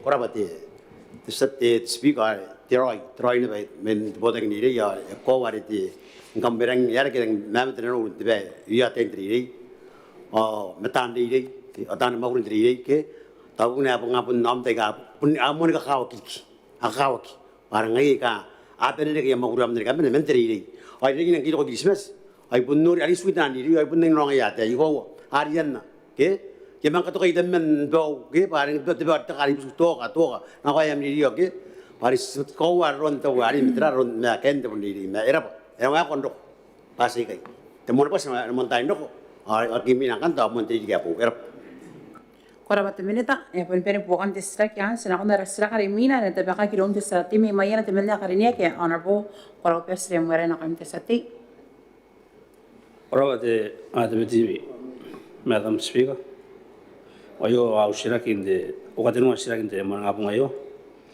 kangai te kana terangai te update yon yaman in motirawa tan Mwakuri councilor yon rapu makor amayana araba te beti Madam Speaker Kora pate sati na kaya kam sira kayo ron te minita te Botaki ni Mwakuri bukin kate na pera o Teuea kay nanwa honorable Harry Takais ina ko te minita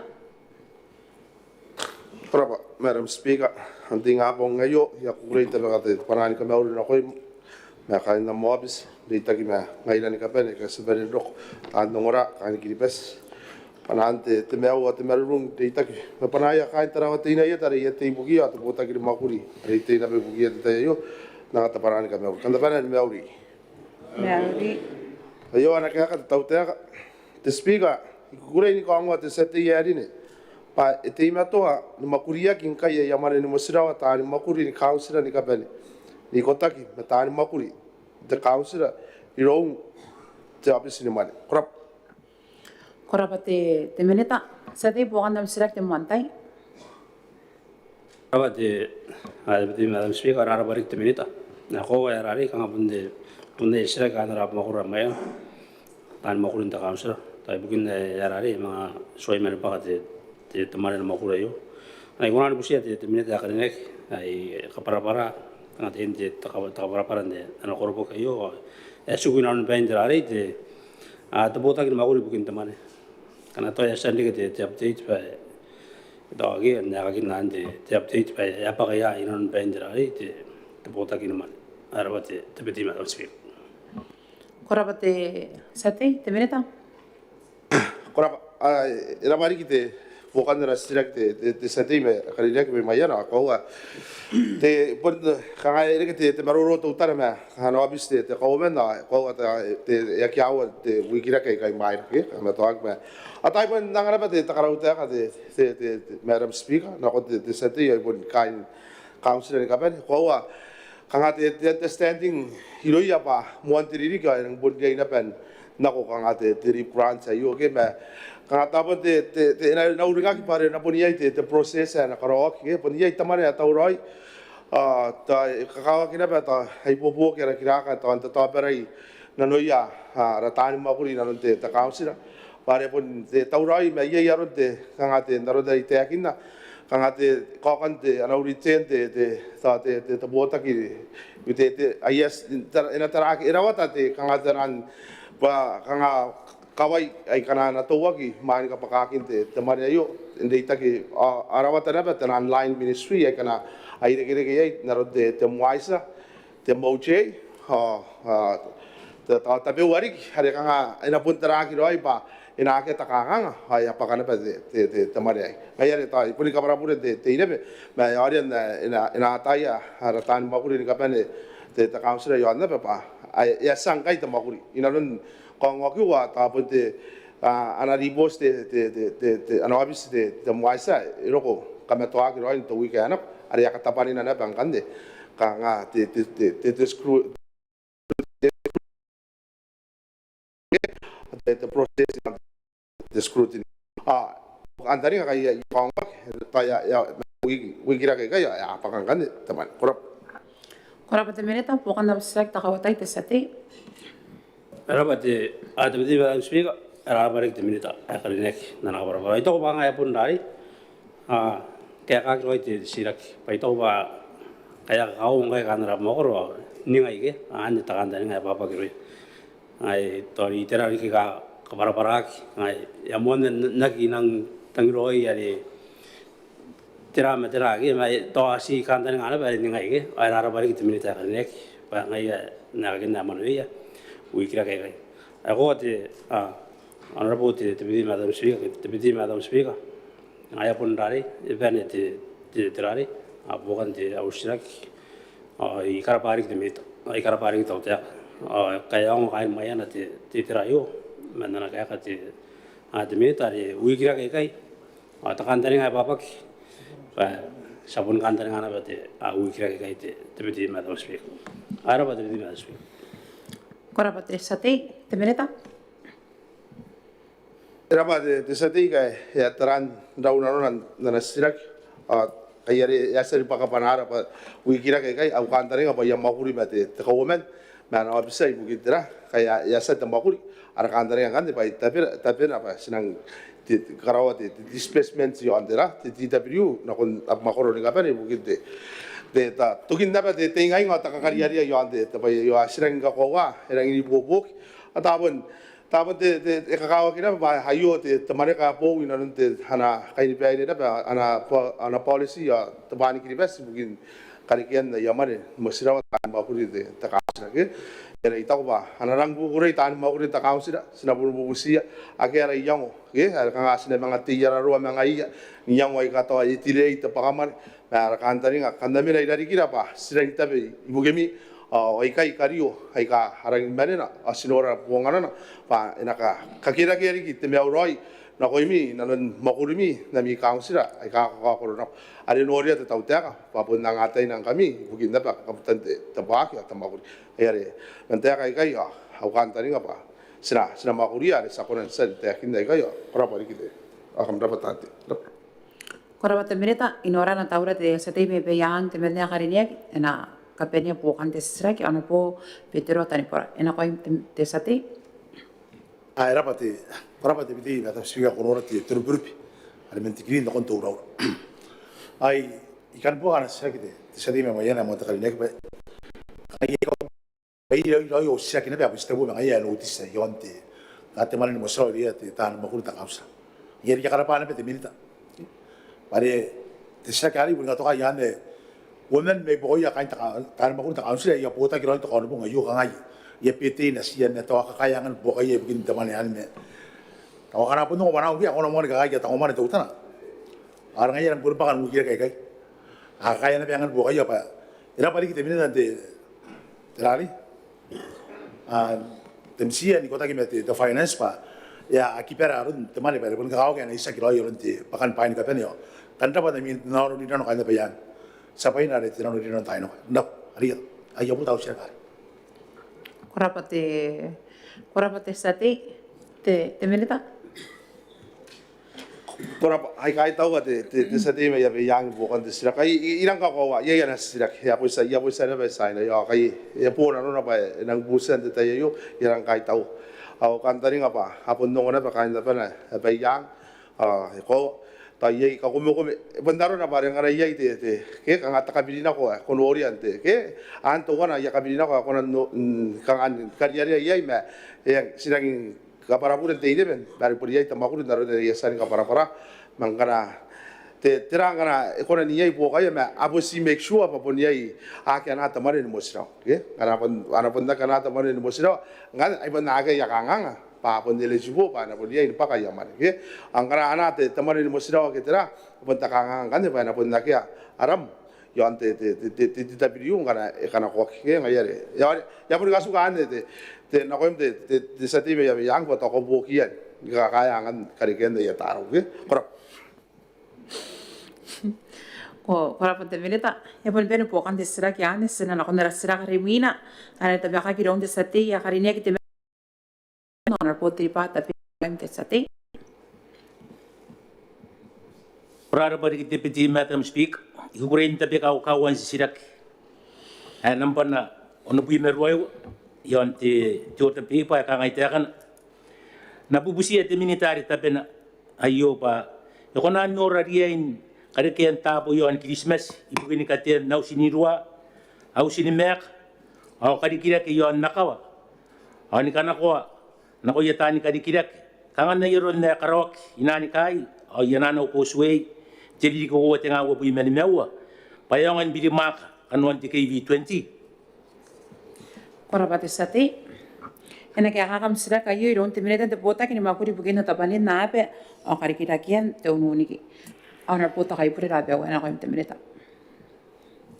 Erapa, timini Madam Speaker, ay arapa rin sa tiya man penta kalinek, teman teman tin tahun Christmas o kantot. Ayo anak kaya kata tahu tiya na kanda na sisak. Iuray tekin na pa. Iuray tekin na pa ayo ngkai takantaning Mwakuri ay yete tahu tiya. Ayasa ni Karikirake au tapu na Mwakuri merapa tay kakokoro. Katipen ako itabo akay na puputo yay kapungan hakia naron tapo ni meka. Tapo ni Maneaba, tapo ni Karikirake yon tiakawa, awa basiki. Korapa, wedi Madam Speaker. Korapa te sate, korapa te minute te sate, pokan am sila te montay. Rara pa te minute mana kaya ako wa pun noin tapi kan te sira kayo pa sirang tangi da Karikirake pa na pirimak. Yon Christmas. Sika ko wa pa Christmas. Hot January pun tita po ang ay enakuran buka ka pirimakan Karikirake ni Kiribes di kiyon to te tourism te akawa. Asika ko wa pan tita iyo kangay pun nang nipirimuere o nang limara aron te kaukan tiet. Ay tau ba tiet beto wana te bayan ang nikakawag pangan ako open up tilen. Nako yetinan investors sa nako nanwa kondo. Stangira na bete process pa na transparent. Yung ano po nura kiroy. Ay tau ba te module na rekorawag yon ikay. Itaw pa ni Teuea te module es ko nan adopt. Matirang ke ko na nuwa ko ti sa babae ko na tuangi da ti minute pa to ngai. Ana siya ti process ani biyo na benwa ko pirimakan Karikirake yon Christmas. Ayong ko na namakin na Kiribes pa Christmas. Ana kay ni kawawa bubura ito mi ni kaukaki. Pantita geri kaukaki ite kay ni kawawa ni. Ay punrangan ni bete kapay sa sina ko ni Christmas. Mena punrangan ako ni Kiribes ya panin. Korapati sa babae. Korapati sate. Ayo bersih ko mic. Temeneta. Berapa desa tiya wanti penta kalinek an bukan na sirak. Binam rongrong. Wedi Madam Speaker. An ko tahu tiya kayo. Kaukia ke kaurea Christmas pa enaroko. Tigibes sing Karikirake. Daya kengko. Ay rok. Binam rongrong. Desa timinete ati matam tayo. Yasa nuki. Mwane pai. Au sinirwa.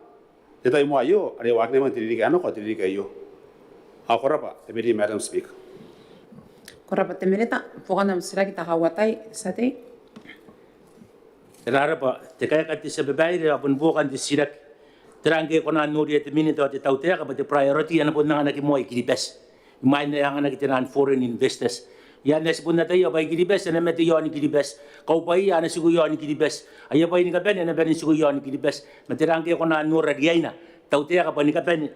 Pa iya kemen anang anak mo Kiribes. Ona siya anak tinan foreign investors.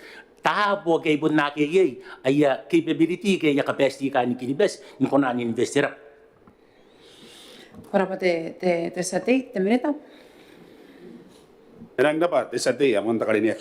Meron bukan na sirak ibukin na si Christmas sa kantot. Ibukin kaya kano po to kana man te Teuea.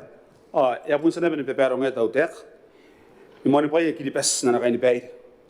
Naya pun epon kainin sima koray. Ani kalin daya kini beti the foreign investor. Pada ane betu wana ngatain the developments. Ilo yo waka tenani petera. Babairean na pe ari kantare ngadi pa ena pun imoni pa imoti Kiribes. Karena ekonomi ni keberi, baik ya bubura, makanya ekona, emang akibat the foreign. Agora tebedi Madam Speaker. Korapa te minute. Sate, bukan sila kita kapaniantay. Yang ira pati minute mana kaya kay kano in kariri akong kang tinga po ngayo ako rapati minute, rapati Teuea. Kapenian kan bukan ti sirak. Panarones pun tangiria tangira Karikirake pena Birimak. Terangke kona nanganak tekoragi kana kanak ni invest in Christmas. Tiap sina non tahu wajiri ke panari in Karikirake non wajiri. Kanaya ki koragi Karikirake non wajiri ki amangana ki kita bemen. Akan memang kona hari ini pastangira Karikirake pena Birimak ayo neber. Mangkana sikapa apa katetai. Ana pun kona si na kona apply bukin na pay ya pun siguna ko ina non toni mewo uno wajiri ki terangke kona nora riaina. Te Minita te Teuea. Pati korang kaya nakikita po yon Christmas, nakikita tukoy ata kanin, ni din na ito rin nanuntoy na wajiririk, matona siya nga nakituwa na wajiririk, pana ginawa ko nga kamagurin kanagi, mga pupiti tinapaya right, ay transfer na kontimen na biyang ni Birimaka, jadi kita korap. Korap at desate, teminita? Erang dapat desate wan benta kali next siapa naroy ibukin dapat ikan ay mataya kinex. Ibukin na rong-rong di Teuea nangin nora di aina ibukin ya ina pa Kauotabu are punte Minita next are eterana pa kiripes kita etera pente Teuea i Christmas akan tuh no adjourn are daina merawak iya re nak lo mete sati man penta kali next ndoko wekai tiri kayo tiri kali nako sabun sebuah gede bedo te tenang makan nako sakauka teris ibukin Teuea ke jauh sini mek yang kesuai formalize sakarokone pe penere indo koni kaisa kana tabo perang kan no jauh sini ruah no koya ya starting the formalizing kaya ro yon obgina kaini semaron tetapi ka ada ka pe kwa ka pini makak ibukina mirongo era otan de warun de Facebook kan teman na kaisa kaya tabo ada tamai ya karena para penonton Teuea kaya ro yon eta po onan katia ayau si ruah ya ibukina orang di sati yang di benta kali nek ibukina orang yuk emoni pai usmayen Tokaibure yon jauh si ruah ori ngkai jalan sa Teuea ibukin terus kena per Christmas armei Amerika armei Australia awam mai sidik akoraba diberi merah sibik koraba teminita ya pun bene bukan tisra kian sana kanda rasra karimina ada tabakaki iron de sate yang hari nek temene me makin ana bo pinto kasa enak koi de sate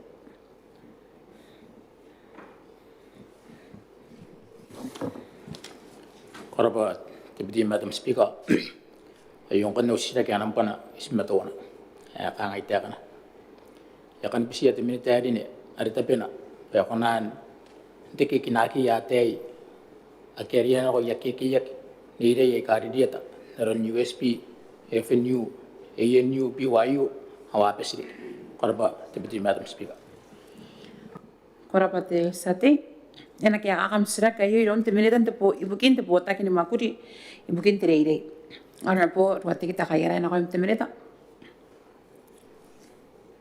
Berapa?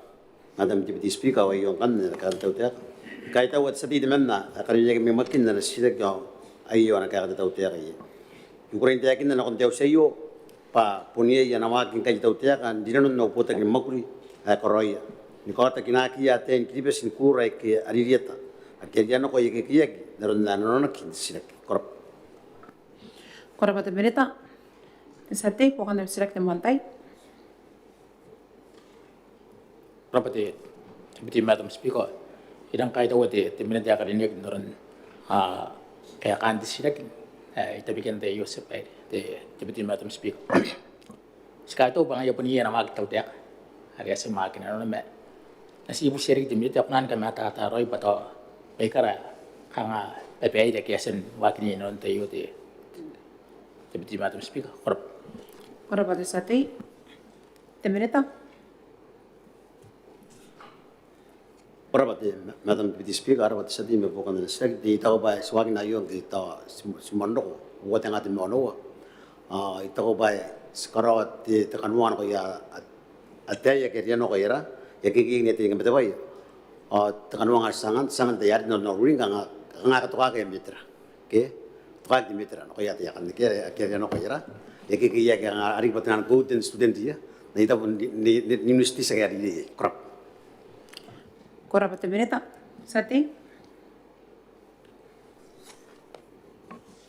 koraba tibiti madam speaker idang kaya tahu di Minita ron dari asan mana biya bang ito asan ka to ka meteran naron o ito menatay kita asan rang dia no ko yari rit pitu mat sibiga kata bayi ke isikan bubu seri de timinete akadinek pare sa dia bayi etimeto arun te terari arun te kiya ki yara te asan kai tau skai tau rit timinete men naron ya dongrong ada asan te akin non tai kan ko ba atai kita enteri te rabutan nama ta ngkai tan ngkai di na kontai kan ro ke awan na sidang kai tau ron na ana no norite timirta makaina na tau te kan te yo to na sibu sia timirta yei angari ki dari kinte to ta ka to meter na ron ne te akin non te yo sampai na ron na sa te ya tan ta ka ro na ron to ko ra metrake akinagin na ron ya ke na ron te yo angana kita kan mo na ron to temari ke er na sia te timirta ko na nora ta titirayo korap korap at sate te mereta koraba di Madam Speaker era pati utukan sila nga ilain katikinano tira bukan sila ko nga si Dimitra ang karisanga bilang Dimitra na banda ko nga ba sponsors kaya no kaya tayakan na banner nakatimit to sponsor ang ang disino ko tiyakan karawari ka Rairana ki Rairana ki ano na para kung ano no sponsor ko tiyakan at kauoua ta ko warta ni mga yung dot teman ta sa mga punta dala yung kinari mga tangana sa teman tawag mo na katiyakan may sponsor asang ang man na tiyakan na disino ko ira iriring karo ko yung tikin na yokna naron na musina no tawtiakayo korap at mereta sate kabarin po kan abstrak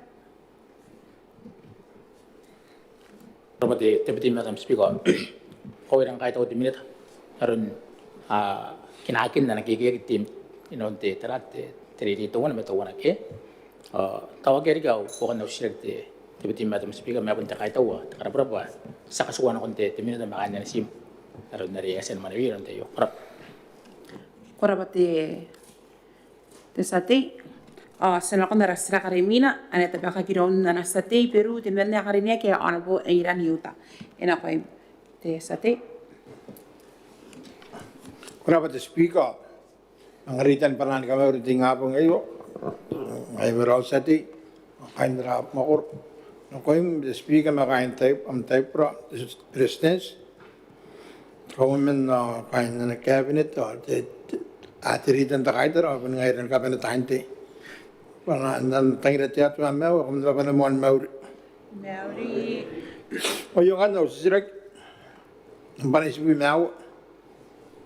Tirangai kapanen papaire bugin na yakrini ki kan Peru mayak. Ari na mga mon katya kinta ka at tabuyak. Yain ko alasan wakinak. Ay punta po mga katiti, ay mga katokak. Kariaiakaki kain ka ay katabuyak ko. Patitay ari ng mga mon wakinak kay katya na yakrini kya. Ay riyan na panikati announce sa Mwakuri ni kutak may yaus orak. Kung na Minita rin tabi na ni kamatata bayan na wakin ni ngay Mwakuri tiyon orak ay tayo. Korapate sate ena kaya kakabsira kayo ron te Minita ibukin te Botaki ni Mwakuri ibukin tararwan te meori ako toki orak honor po posti nawan ena koy te Minita. Ayo korap at Speaker ngay pun sa pamunaw tayo naroroa. Ya, iriritain tayo no kama. Bawa kakati kaya tabtua mayak, unumanin tabtua mayak. Manin da wen kay au na ina de wen da wen kay. Oy kain na bawa ngapane tabtua mayak may. Taku nakotaway. Gamauri ko the Speaker the president sa Kauoman no. Ngayon ngapane tingapong ngay. Oy ka ongora online. Ano Mauri? Mauri. Ayo kakanda na sirakite sa dia karinek may Peru. Era pa sa dia eri na may Peru temanna. O ayo kakanda na sirakite. Gugurin dakin na kontiaus pa enang wagi de baronga ke de tenda ibukin ka tenda na klinik tapoya ki Peru. Tapoya ki Peru inanon ta kauoua nitera nderi kiai. Ada na manena ki mente Teuea kan New Zealand. Koraba sabay. Korap at Minita, bukan dam select and mantay te sate. Korap at Speaker, ay kahit ako Minita na nataka ba, okay? Ayarang wak, ana pun si konan lah. Nakatutan na takamata, okay? Tani ngay roy tayo. Mga na happy baru ngayon na baru ya ta. Kain kaway kauoua kain. Mga anak ko kayo, okay? Kataw roy ay araw. Ara jata yara ngata ng waki na ba ako nang waki turta na imain. Ako na waki ki parang giging ko awaki. Awaso ko yo kay masuk ati house. Mga benan puta kino. Ada kiro ko di klinik. Ay kay tapos siya na yabusi ara ramen na riya mga mon katina ba. O mga tunga kina ba. Akya ya klinik ya ro. Ay tapos siya di bubusi no de binita kana ko nan si kain na. Inanon tay na ya ki kain ngai kay bita kana ko nan kana ko tero ro ante mai. Senang wagi itu nama kain ayu mak soalnya kain kawai kan kata urai ayo. Korban sate itu berita. Ora na buat selek sabari de na naru dari kakan de monte na wakin diri kayo. Ono non kan de tekati di an de katian na patan di klinik. Na pun ben kaninon diri kayo atau na pun nasa atau imani berinte klinik. Ayo pun de sabari dano bare e pun nain kanga ngaron de tirita kinarun manangan kai buke ayo to wana ngaron ka to kan pai ki kanaron na basang ngayan ay mga kakayan pain nako kaditi man resto ay ka e pun karo ko mais na rata de sinang de dagite ne non diri kayo naron na rita kinare kanga ibukin de ay ka katawroy kain de takawa mate tiap ay bukin na kaditi selain gure no ayo de sabai ba ayo ka punto ko nakapakan na petabewa ayasa ya grini ko aso minsa announcedness ayasa rapatan di grini ko ayo ga so ayo nang number 1 ba ito uro ay takawa de makuron katya announcedness ito para tawtaw na kun tapon na mon diri gapo panganesa de tranari de grini ka de rapatan di grini ka de pain metang Orang kan de, ya makin de pangan de katian de announce tenis, mana puya tenis, atau yang wood, atau announce betul announce na marake. Kan de orang yang orang yang de takkan mau gurin narun nan, atau pun namun diri dia abu, kita penin diri dia abu. Apun tara yang kain takkan apa kan kalau kita kiri ini kau, istilah kiri ini, atau kau sudah mentakau, tak kita nak bayar ini kalau mau gurin bukan ya korokai membarongan katian de ausakan. Korapa speak karena na ipopo kay. Korapa berita. Bukan dalam sila kita kawatay itu sate. Erang dalapan kaya kata Minita itu erang ibubo papundan orang kaya itu teka kantan atau kauoua. Pada asam pun makin kita buat ikan. Yang orang yang berkarik. Cuma mending kita ris tahu kan. Lagi ris energi ya. Kaya kariaiakaki tanda bab.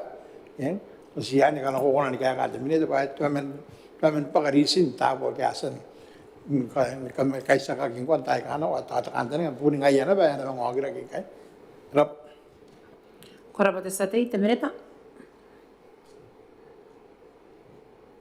Agora buat selek sabari de ko ayo de tuwana ti tera ka sila lo ke ko tai ka mo guri kanasan nik me mai na ki roma de sati o na ki roma ka biru ye pa sinaka wa ko mon pai ya klinik intay wa ko naru na resan de akin ngkai punong kain o Botaki ni Mwakuri ori ki te robo kan te pena Karikirake yo ba ari yang ada ko wa ba na ri inu wa ki te parongan de tenda de wa ko na montagne ni mobilize de materials ari ki te sakadiri ba na katia ki te ana klinik beru man parenteri di kayo ang kan ibukin deris ya ora bare to sa ibubukan meta council tapi ta council kan de ba na makadina de Rairana ari de na Botaki ni Mwakuri karina de makian ge yan na mga analis de Teuea kita council de Mwakuri de ro ba ore no ko din ge ye ne bangan ni clinics tapi wa kaya kanasan mo ake ne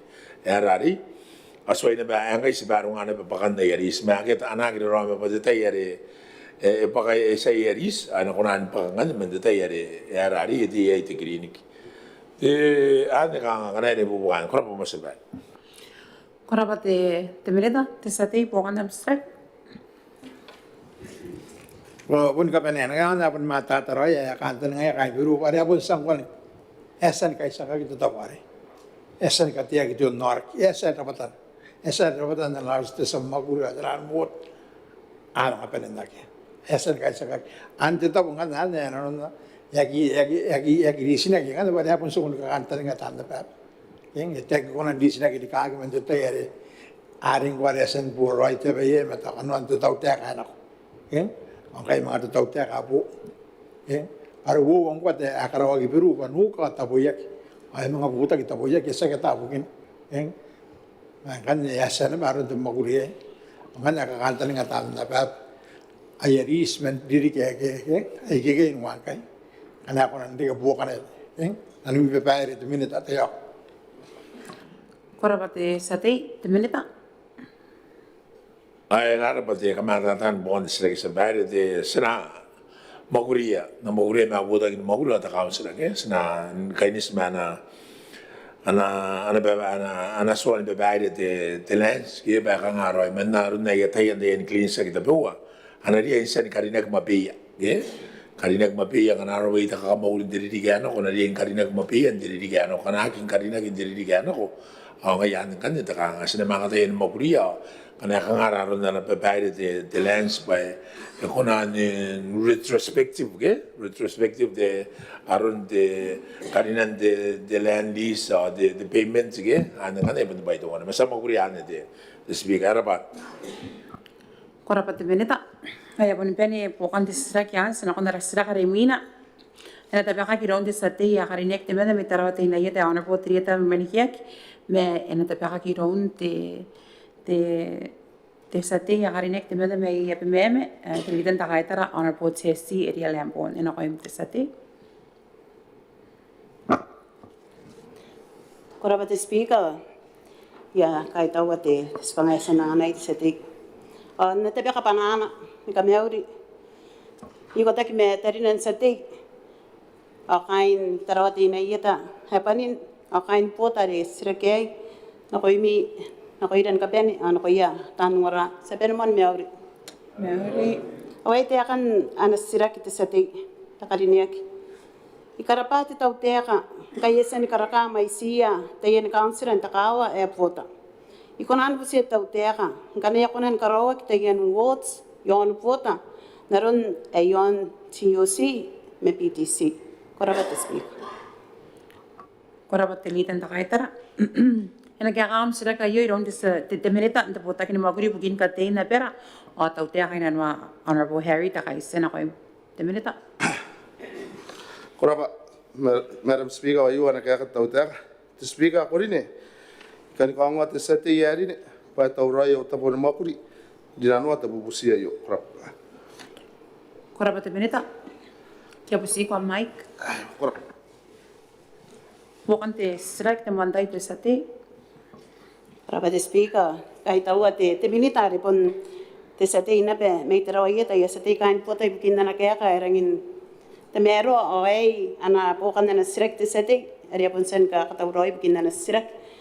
At ibukin te aron kangarawan di kaya kan nakurawan di kaya ay Mwakuri kang sira yon pot narune te yete Minita awa penin Mwakuri kang sira ikatin men ngkai pot ya panin ni bukin kanga yang wan na ano pun katan na ko ki me yo pot pa ri ne ri pun kunan na te yene ba kain pot pa ante ya kang sira na ina kapenia kora ito pa tata narun kanga ti takantani ngayan te bubusi ay ang kan po kan te sisiraki Kay ebusmaya te Minita at tau te ka na ina Mwakuri kanga tira kay ka anak karawak pakakuruan na nun te bubusiya yo ay demanda ron karawaki tayo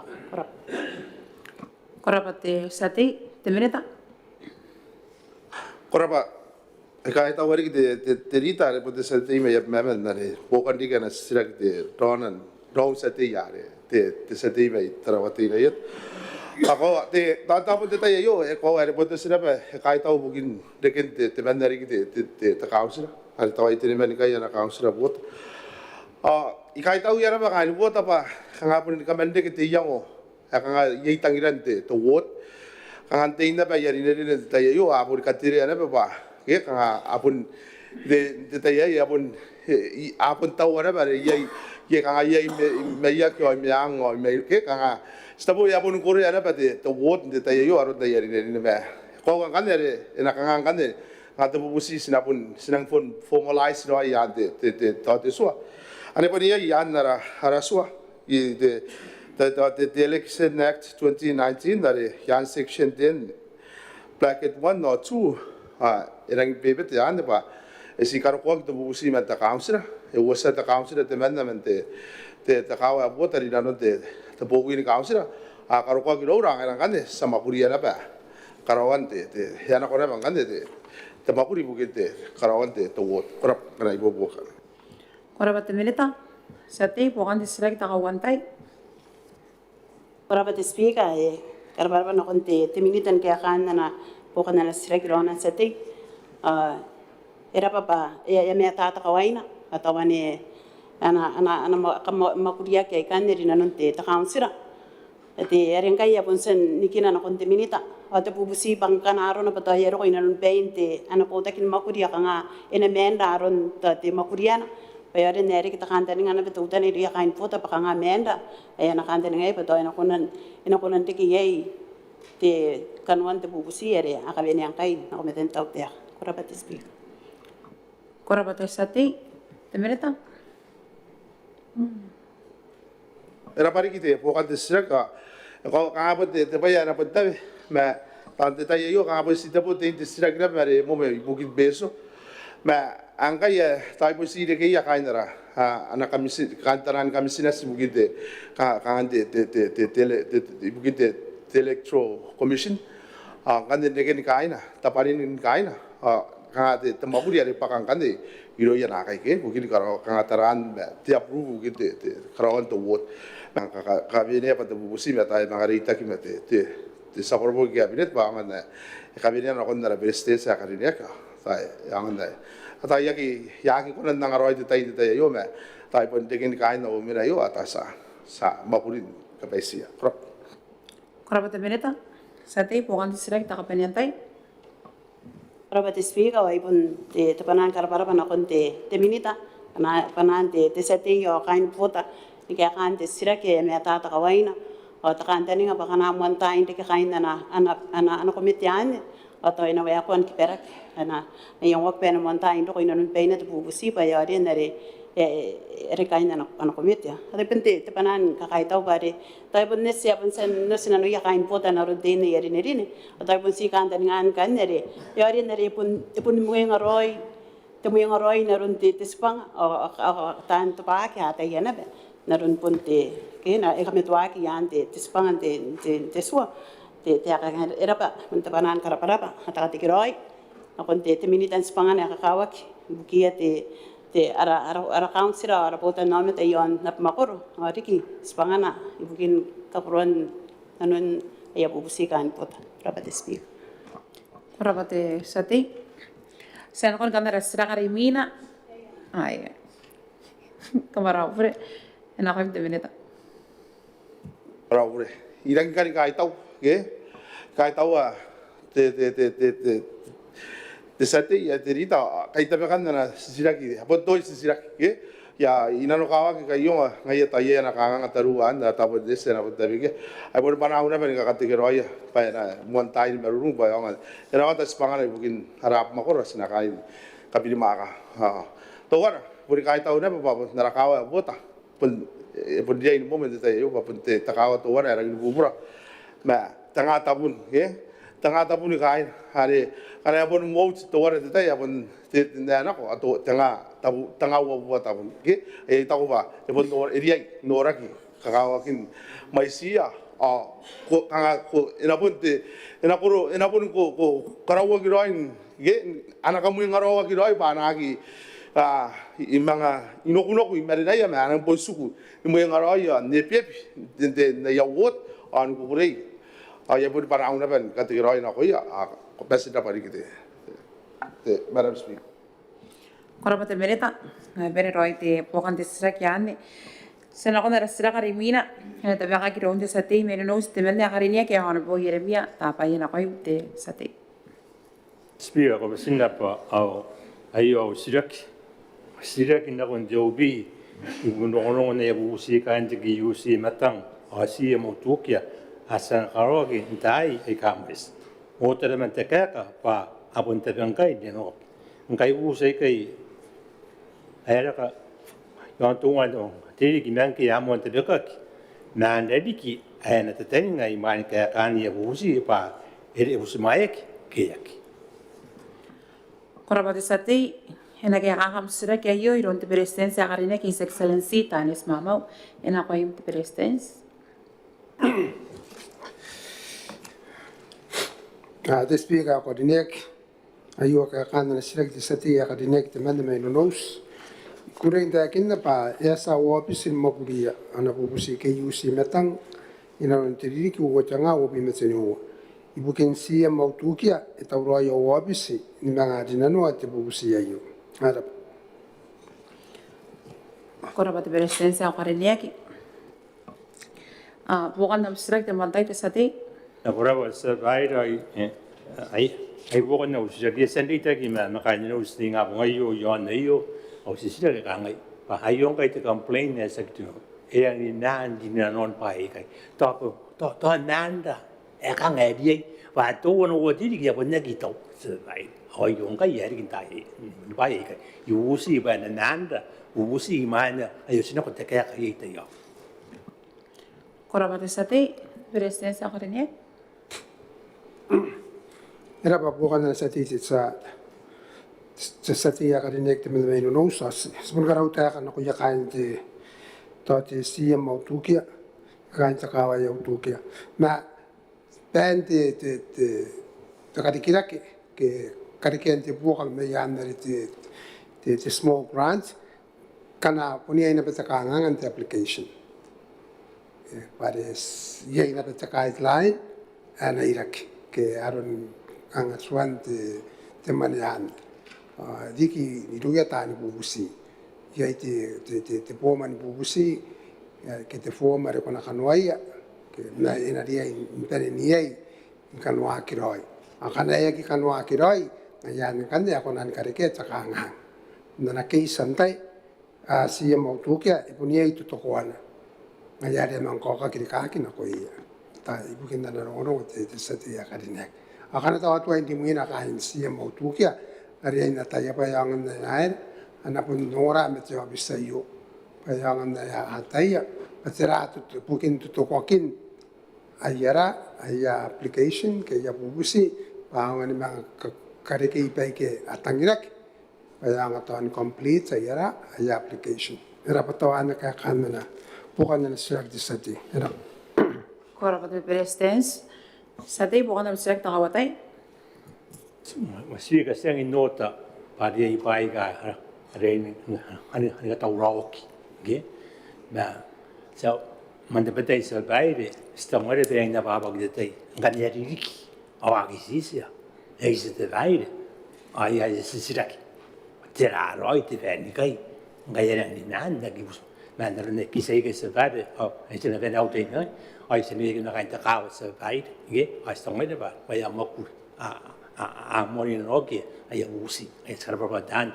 se usi no tai kan ro e biagi ne in dia no ai do diri ai se ba kariaiakaki e aki ori hansa vai Korabate sati presidency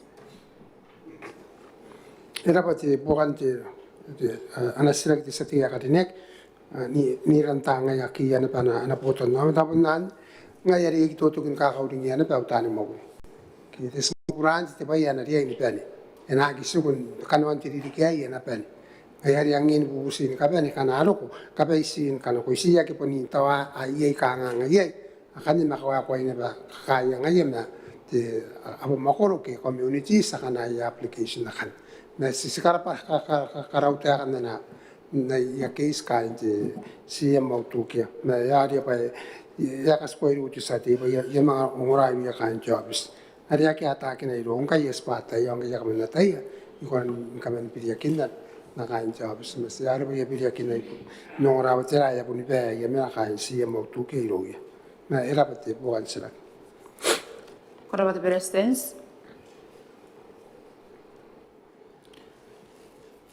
ai mon peni era una nam de sati me nonos sena ko na rasira ka Minita arena da baka ki ronde sati me no to te mende akarine ke ana porite ta yorome ena ko im sati Ora ni Madam Honorable Speaker. Hanya nak ko au silang ding abong ngai ya pun di time ji. Ang sati ya pun the distance. Tinasin mo to ni kamauli ko di natam aram na uwe meu. Yesus Kristo kan na ni meu.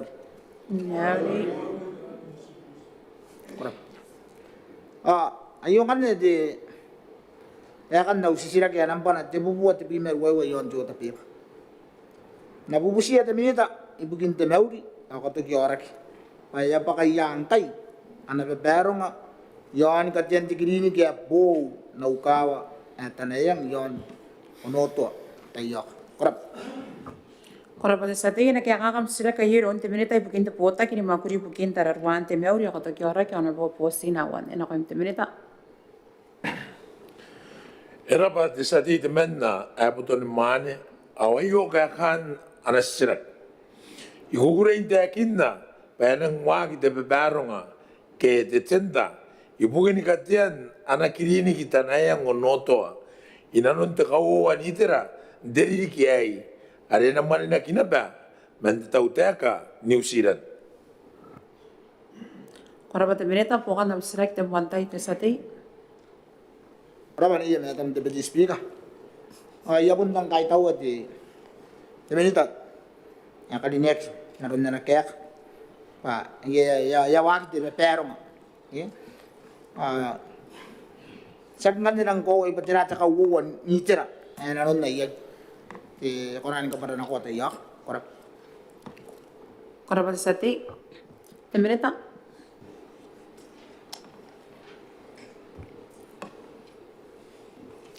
Rapat sebagai mai iban teratarau au kaya te kauoua ni teraten tai pukin katian iteren didik ana manena kanga ke bokon nau kaya te kauoua ni tera meori abon na ana meruro te sate kadinia me yonoto ida wata bai le kana nona te sebagai de ai kai kanga kanuan te phase 3 naron na itakin na kon kabuan na ana sila kita satia karinek may Peru.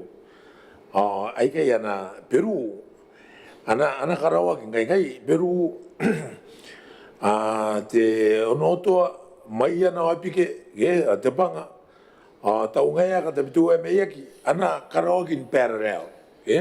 Narona Peru onoto te Teuea meyaka maya na ana karawag nganin phase 3. Ang kaya waking kay te tsenda kakain te tsenda yon kakain te takatiti o perungan kapirmakan takatiti ayo pa takatautaw te nayataya ka autani Mwakuri ka Mwakuri Karikirake ayo pa hawa te na makaina saratara hawa te na makaina ang nabubonga kilinik sa kay nanon ka na mo to men turay naman turay o kay tapanga ako noto. Rapat sebar karena ina mata tanya ke rap. Rapat Minita sate. Arap ay sa mata tayo tukuan takauoua ni teren tidik to. Inukan tidik ya. Ang taran tin na kapara-para ti. Minita kali niya. Ay pun takay taw na konti. Teuea kan New Zealand ti. Ni Madam Deputy Speaker. Noron ti na bukan na beti. Ang dikilakin na Mwakuri ka. Ang ngkai na tu norak. Nakarakitutan ti. Ni Madam Deputy Speaker. Kain narakawa. Manayang. Hapon nang laruan ako kilinik kay kaway nga kanin na ngayon. Naroon tsakawa. Hapon tsakawa na ba ng pura. Hapon nang may sinana po ito naman. Kaya ka nga ibon nang kogyo kanti sinagay. Nakunti. Doon norak hindi na pa. Ibon nang kayo na norak. Hapon ti agi at po kanti sinag na. Sa kakanta ni. Okay, arap. Kurapat sa take, Minita. Dapat ada mana bukan na sila kita sa dia karinek may yonoto. Ko sebenarnya hindi meto ni karapate sa Teuea New Zealand. Kurapa in fact, kita Teuea New Zealand di meto ng boka. Tayo bukin terong nga kaguray bare ang orane pa de Peru te Mayana, te onoto te Teuea mayek. Ato pun na pwede kiri pa sa pani. Na boka New Zealand na ngayasan wakin na yon kiri ni kar ngayasan kau kate yarare te Beretitenti Ia ina pakanasan mga kaukagi buday tari, karawa kita imato karawan buday tari, ia ito wana resa ni kaukagi ni utoru, ia ita betua meyak. Buwa ana buwa ngai nusira na iyo, esan mga karape pari kana buwa kayo, ia tauroi ni kapoi. Ikain ko kanga te poroi, te onore ke nakatia, te tautekan, Manena ki don tautekan New Zealand, i don te Botaki ni kuakua, asi te klinik, ada te paini metang. Paini ki dipesa ke nakati, Rairana kain kawa, ananga menanuia, ngai esan nangana, ana tekan New Zealand kangayan bubusian, sa bubusia, ya kari yang ngai ada nang marini, kacian dengan ayau sini sa te paini ki dipes, the word, Turki, the house namaraki. Nang kan dengan Mwakuri ami ameta, ngami ake anati ami klinik, awake takangang, ya enang tide, enak abuah kian. Ibu kita beteroro sebari kabrabu dengan yang bapa, kami harus napendi kau tain meroro. Ya ini pakai Karikirake defeat, Karikirake yo ada pun ese watak, Ergo de may makin na korore ta buaran tira ina Christmas paano ba? Ayo nga nere na mga kanakoroi klinik ni kapen. Nuno ina kon de pa ini metang ni kapen. Ni kapen ni klinik ay. O ina si yono yere mangono ina ba? Ayaw sinis na kon de pa ini metang. O to wood. O seksi nga yan de sa bagay. Hina mga katira o na anafins to nork. Panake te kyo te katama. Tira te bebatwa. Ano ko na din, o ina kato ina karawana sola. Anaus tenes o te klinik. Pa ina sola lais, ana ura taurana. Ayo pun ta Karikirake ka rin ta kapura kay. Ari kay daran sa bayan. Timaton kanga ararita ki marapanes. Ang kero ko teman ni buhay bukin de fitas nga te mon buhay ka. Don oraki. Ay tira merenan kau ngai mete bukin ta kamerunga te karawan te bung metara ngane pang te klinik ai aus nes angai ni sanang ngua na nuya au ni se ka mon band ka ani na ngua na nuya ni kan no ko Mwakuri yo noto pai aus hai de ti great ai window ai kapa ai siring ai na fan ai na sola ai Starlink. Kalau pasal back, ane kan tu nono nak koya kain, tadi umah manu tu bongai ya, ane buat itu ue ane tangira. Kalau betul Minita, senang kon darasra kari imina, hari nanti pakai kirong di sedih me yang tu benda hari ni kaya ane buat betiru atani pura, enak kau imte sedih. Kalau betul Madam Speaker, sepanjang orang kan dari pun nak uasir kita bongai yo, nampak dua puluh manu. Ono to tana sina kon te kan usira ki makana ya kurite mele da kon te ka ka na sin tratin wan dain narinte ya tani ki besa ta ko wan dain te tani metan are na ko ya kain na sirin te ka na ko ya kain te ka anu te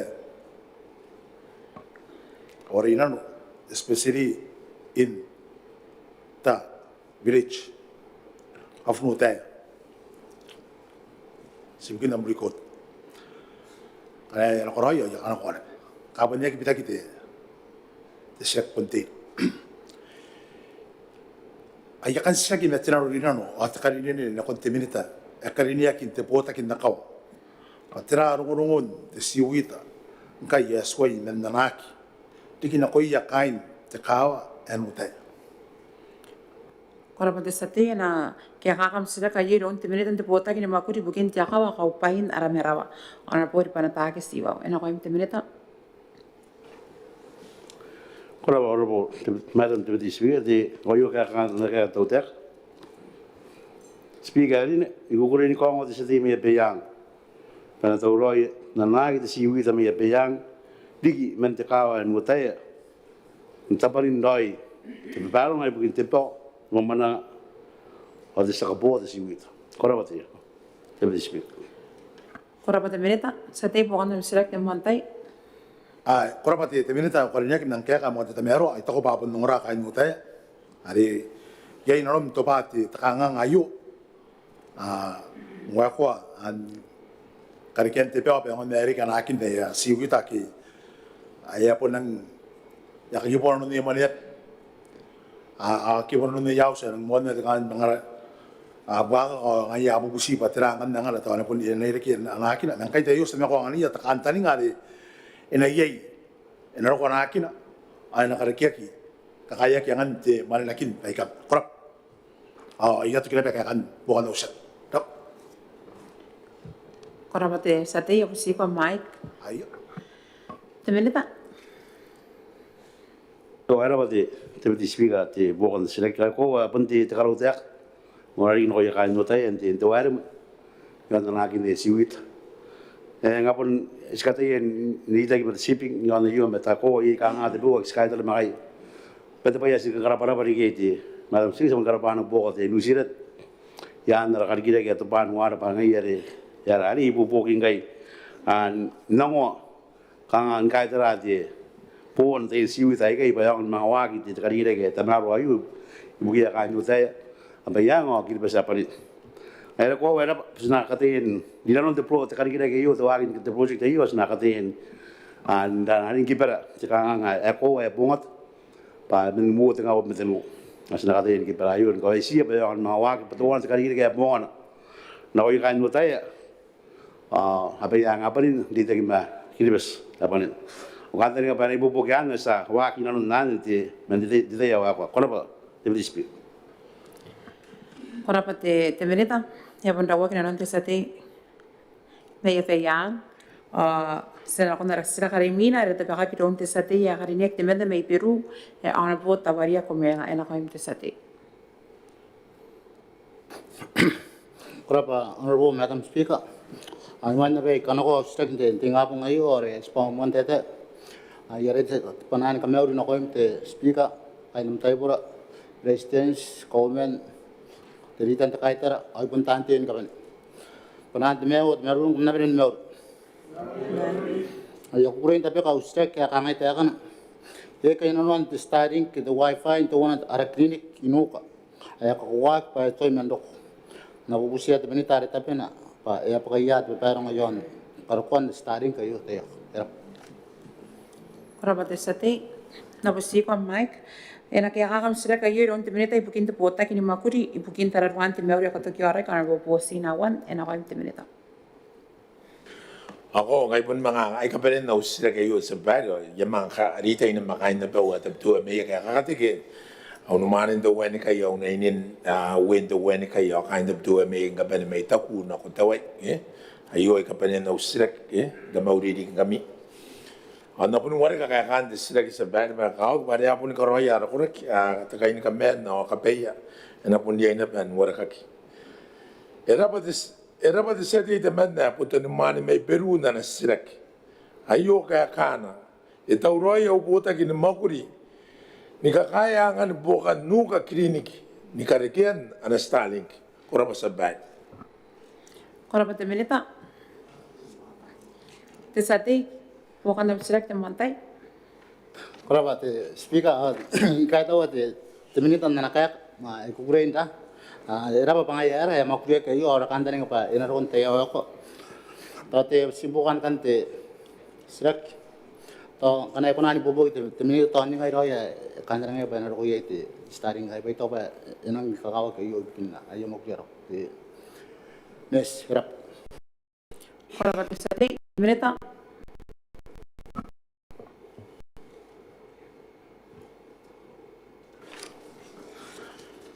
sabare ye de ana boga de Botaki ni ko kwanta na pa bisinare e mena ngai na vere ye kata maroi de ni clinic ka to ina ba de sola panel ye ka de sola power bugin the lights ai bugin e Starlink ye senataria pa kana ye tataran ye Starlink kind de Karikirake yo te me mau project ke tara de bro show are wa kin ngai ya na ba sina na bangai Starlink ngai te kiba na ko beru sina de mon bunga na ko sakata yana ben biliagin ngai kana ye tataran sapun na yana pa asana ko ben ti ni kasine de mon bung na ka to ngande ka ko de ni ndauro in na ra ni kare pe pa na to ka bonde ta ka ko an ro yo te ga bun no ga no Botaki ne Mwakuri o ga inda bro cho na vere tera kam nang tau ia Starlink ka nan the storeroom anai ya nori ka go wai ka liberate pa Mwakuri a ko monta ina contain te meren wani ki ban de mon bung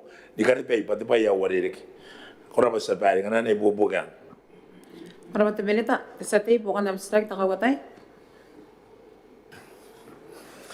Kora te speaker kangai bunake ai bun depan ka kai tau no konte te Minita ko era ba pangai er ngai ye ron pe na tau roi ara kan tani apa saya bubong ngai ai ye tiki baden mon bong era yang abun buka te Minita nda ni kana ko pa kakao ke yo te naron na ko te speaker kakao ke te connection kita terita kita ba agen kai tera te pain tete ke angkai sanang kauoua te tra te terita te internet ngai era pa te Minita ka era enang Mwakuri ayo ibukin te tra terita ibukin te tra ana klinik me te tra te nor ke abokia pokai ora era Kora te satei te Minita.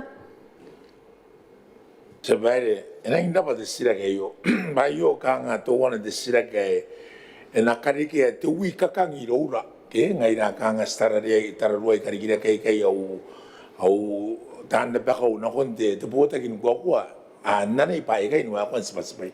Pa nang ka ke i Starlink sebaire, ke anan kai ya karoi te blue show na me project. E ka to kai de Starlink, der mate mai onis o kai na ri do nor ke kan akonan to me internet te bai aning te na be isa bai de ba tenis ke te mui e kona ni ka to kana case ai a tuanga de be specialist i na vere kan no ora ki te Peru ayo e ka ba ura ura ndanga na tera ai ra mangina ma ki to ora na i tera no kan ne ai kona ni ko ta mina on te ina be te e apuni ka ta na be specialist ni ka ngai ari ora ki na ke tera ri ayare enang dapat desira ke yo bana kapir makaira asana monta ni kare si kan de bubusi na kon de nesa no ko yanes ni kapen kai ka kapen na pen no ngai ke kamapen to de Starlink tai ka punga na mi Starlink ni bai no ko ye ya ni fake account ni kamera ka ta kan ni ka punga na roi na kon ne roi ri monta ri ta ke mana vire ibukin te pai to wana ke ko sa baire ko te ande pai te na vere de beru que to ya ke ha pere no ngome e kangaro na wore ke yo bai e maka wina ya nang ni maung ai e mga simtau ang ngaro na tera a de nes mai na vere e ka te ni picture ngai no ro ta mai na no ra bu buena no ri ba ura ai angan na te bai o ran sa back a ke to referral apa sih aku sih kapungan ira ya mi pai tararuai sa inaro na kam nang takakaro na ngaya kam na enawa ko nuwag tay mga fake accounts ni ka toka o ni mga share pay ka na kariketa kanta ni ngaki ngati te peyang ni mga check ni ya meta yon de ni pai ka gidori kapungan na rai bukin de tararuan te meuli o merungia kaina mi kawa na bia magor kuraba sabat Kora te Minita. Ai nora na taura de satei me peyan te menne Karikirake. Ai na kapenia bukan te sisraki honorable Petero tani pora na ko te satei. Rapate natam te di speaker era pati kana kaya te Minita Karikirake no te satei me Peru ana ta sai ka kuna be yai kai ta satei ya putur mane ngai na be tanti be ka putur man na ka kawa ke sikan busi na be kana ko na te ke be Starlink tigin ai no ta klinik abu to wana kain to no ara kin ra klinik kai na kana to ko na ngi mo pa yeri trans mo ani kai ya penang sono na te tap ngai ko ra pa de Minita ko ra pa rang ngoi yam kya ko ngai tra ki ai pon nan ne ba ka kan yu ai sarawa ki ne pa sa ta roin mang ka ta no ko ra pa ri ta Kora te satei te Minita. ko de speaker apa takarinda me bayang lari ngana ubun karinda sa baire pa punia inano ngana pun ke apa ko idarang ngan pun mga tapai to wana ako sa baire kangai to nei tu tan no kao kinkai idan de baite kangaron te pokan de sila kayo kangai awai ne ai ta koi ka ora ngai mas na kanga sa bai ro pun mutar sina idan da bag yo sina o inek yo sina kamar wagin tai da bita yo ngai sanure yon de sa te ya me ya pe yang ada ka ba bes ba na ri ne ban botun Mwane ma ukuri ndo ro ya ke enang kakao kita lagi sa bayi dia, ngai pun tahu mana nong tu bayi de Stalin, pun di mata orang songia, orang ada berusaha so, hai terang kakama kona, di boleh beri ni katoi kiri ni, bayi enang kakao kita connectivity, the connectivity enang kakao, bayi enang wari ni kena bayi aru ni yang Mwakuri nesi bukan tu referral, pangkai tu bayi tu orang yang kamera kena tu sa bayi ni, ya aru kunu referral dia amata, hai aru ngkai I in the emergency, the outpatient, I discharge in the Bagandai. Jadi kayu begini dah, ibu begini apa kanga, gera apa mel the Stalin ke anak kita kayu. Ima mungkin apa yang sebaik, kanga am tapi yang ibu begini, aru kau muara in the bong, or alit in the bona. Kamu ngongkai yang tahan Mwakuri in the outpatient. Karena itu orang kaya orang pakantai kaya minta tay, makin nak orang, besok, abang terawat ini non espat mitit, make sure panarin baunan, tapi macam kaya itu tak orang aku hari ni, panang kan terawat, macam tu panang kan pekapakan matan, nak iya kita sebayar ni bobok, nak kon na bubusi di sadi meja peyang, yang ane itu akan na klinik akan itangira na Stalin, pada mga kapakan peyinau, ino ametau. Ibukin take it best. Nakonde, ni talk to Monica Fong, ni the country liaison officer. Na nakon busiya ba, na nakonan katatarari kite, ana Stalin nakon Abemama. Ako kanda ni kabato si Doan. Kanera kayo Doan na ay bunte matay. Ay sakit kayo. Ma garapa Peru ba ya Mwakuri ma Peru. Kangay bukin te teranari. Kawai kuani kan orang dapat Biira ada pun tapi iyo, ada banyak pilot semua macam, sedih bayang, korang pada sedih bayang, yang orang rumpan, itu awam kiri ni kan aku tanya dia, korang senang tinggal. Korang pada Minita, senang aku darah sedih, senang aku darah sedih kali mina, ada tapi agak merong tu sedih bayang tu mana, kali ni kaya honorable Petero tani pora, enak kau? Tapi mana nak kau usah kira ini lah, nak usah de ini dah, de nona tu nora mana sibuk tanah kaya kali de tempetai. Karena ayah, ya Karikirake ara starting, prop, karena kau usah, segi matai kaya ni payah. Ikan segi matai nora linan, atau kali ni nak kau Minita, amuan kali ni lagi. Te Botaki na kau payah pakaya, jauh sin kamai turu, anak Karawaki, ibu kia kain te itera miang, yon dapat uya payang, anak kacak inta kawa atau begini korap. Korap ate sate, anak kaya kakam sira kayo iron te Minita te Botaki ni Mwakuri bukan tia kawa akau pain nara merawa, anu pori panatake siwa, wena kau te Minita. Korap ate, madam deputy speaker, ayu ate anak kaya kata udak. Speaker ko ni ko rin takin na kon sa tiya kali ni may bayang pa Mwakuri ang Karikirake yo hero kong kayo an kasante pororoy meron na itan na papa the councilor ani bubog met job sin na koraba deputy man koraba te Minita na si ko am taura te sa te bukan am select montay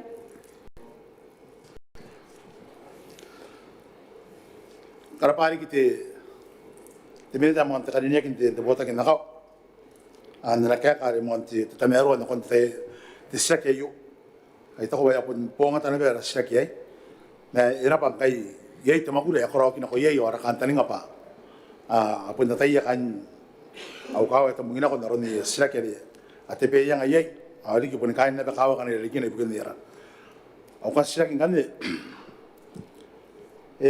ya pakayang kan ni Karawakin te pororoy, mertia pe wati ta council tayo.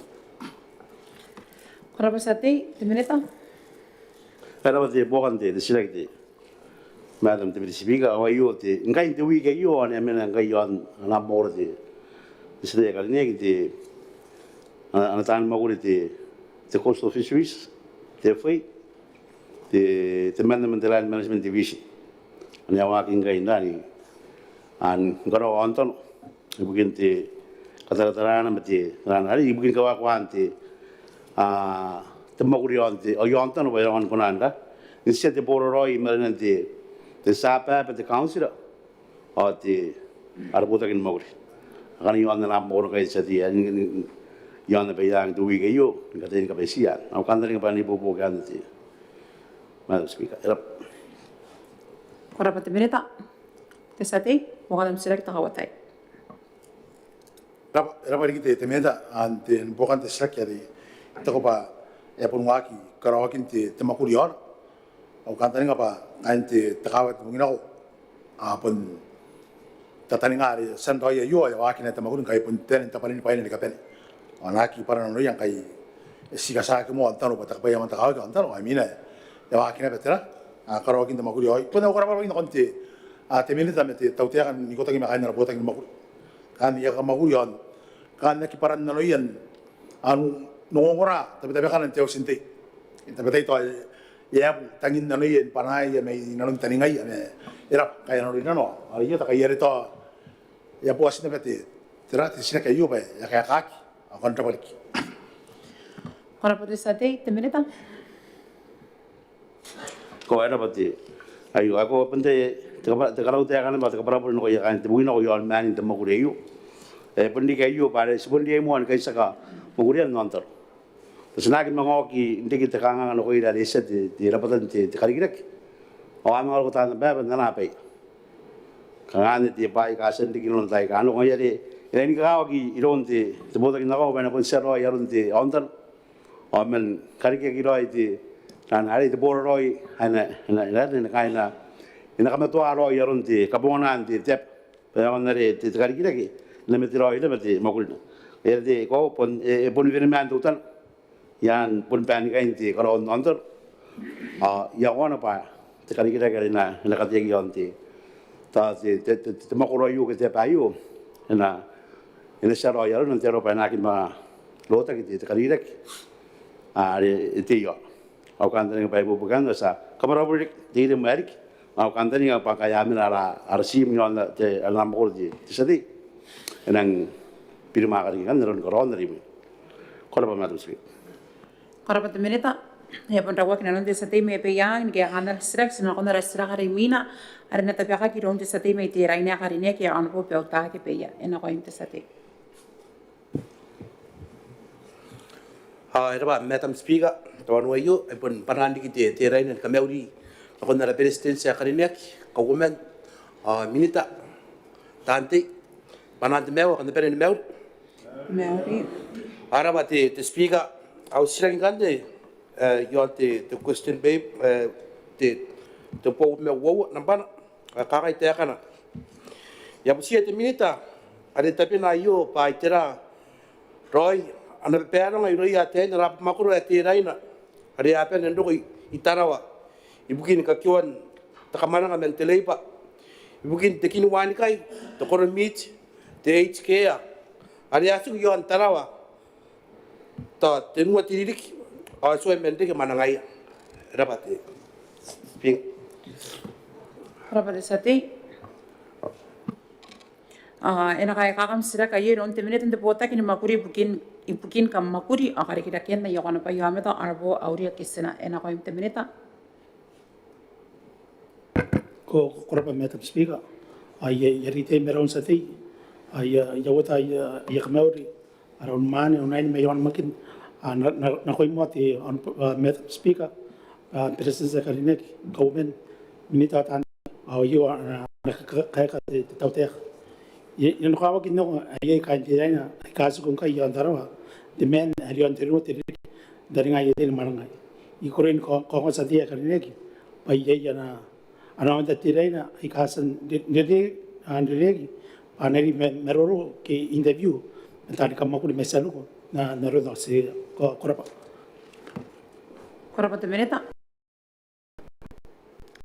te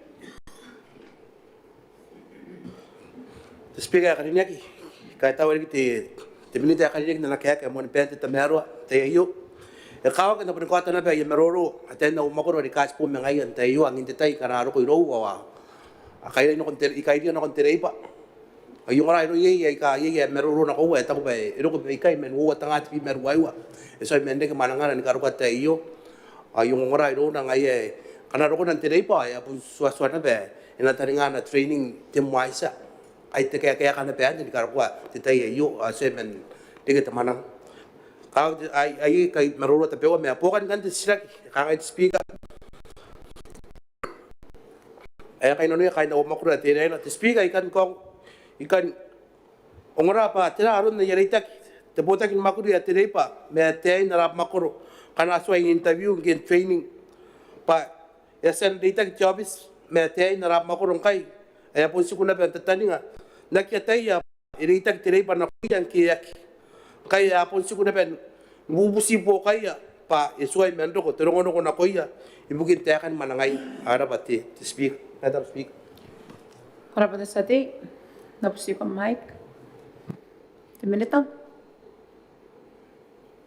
de ira pas sati bukan na silak ay ikan pun kami ata aron na steam meton tayakin na kuya ka council ni kapani age sasan kawari naron de ndai are de sa kawai ga candidates pa anaro ko tataninga itarawa anabun sukun tataninga nei ap makoro karo de yari akawa ko age men Botaki makuru ke anagro ko yon tarawa ila te katawroi ibukin te kaman korapati metom speaker korapati temereta sati wakana select takawatai era madam speaker karabari ki te Minita kan dia na meroro at mero ibukiak ten rap makoro ara pa speaker ta ko pun non tayo yay te PLS as panak ngai ta ko ban karon na ta uwa ta bun diri ke as pa katuka ngai the page yo the Facebook yang ko ang no ka ten tira no era pa ka tayo as pun nori te speaker ta bukan ka resistak tayo yo ino tu wiki ayo pun mai sina bai ka pun data to ino na tayo bukin na bai kangang pun sukuran ti meton diri tag nako era bukan de sina kina ye na kain pere amobis ibukin na ki menga kuna tataning ano kon temen yang men asa nori ang kai pa pun sigu de ben to wana ki tenua ti katay na rap ko ti Minita kan dia korap korapati sati napusi ko mic nakayong Minita pas de sati na bukan na sak ay kukurin tagi na pa puni na kain pero Botaki makuri ibukin te pagi kain de ADJOURNMENT anak kin makan nakotarawa apon marang na may Christmas anak kon tapon makuri san kon Christmas ayo ante pero makuri kin kai yarkin na ayo ako nga kain tiray na ay kami nang kayo antarawa anarikin wakon roko ke di post na konti jobs korapa madam speaker Rara Minita wakana select takapenian tayo sati madam speaker era pati ti anak ya ti Minita kan nek tayo ay ta ko ba nang mai turo anak ya no kuya kan rap ko di ADJOURNMENT ira patakan tani ngari ngai kan ji ADJOURNMENT tire na meta pelan me Christmas ang ko apo mana kana me yon Christmas kana ro na pa ta ayu po men tire pa ay ta ko ba e wala di ki karon to ko sa karapari pa kaya ten ada pun to katen tire na ke apo me ka amin na yon taraw mata yo kan kawana tire pa na yey de pero nga no mi yan na ka mapo men do ko kayo ore pon daro apa mi ila pari ki te madam speaker ke bukan distel mai pun te panar karabara pa ta me ta ka putina ko me yon na rap makuro tire ara pa yeto ki ka korapati sati napusi ko mic Minita ira pas sati karine ka naron dari itakina sa tawran ni ibopo ke maya kanaro aron de habsa an koraki ira pa korapati Minita keri kini kiranda na sira ki tenua me ibukin ponte tai ay to si to wana wote mineso ya itera tapi me awa ya kamo siramat ya usingkai tate kirai na konda mi katabano sa mga pelen ka suwa ki kai ja awa kakang kamra pa mo siramat ya us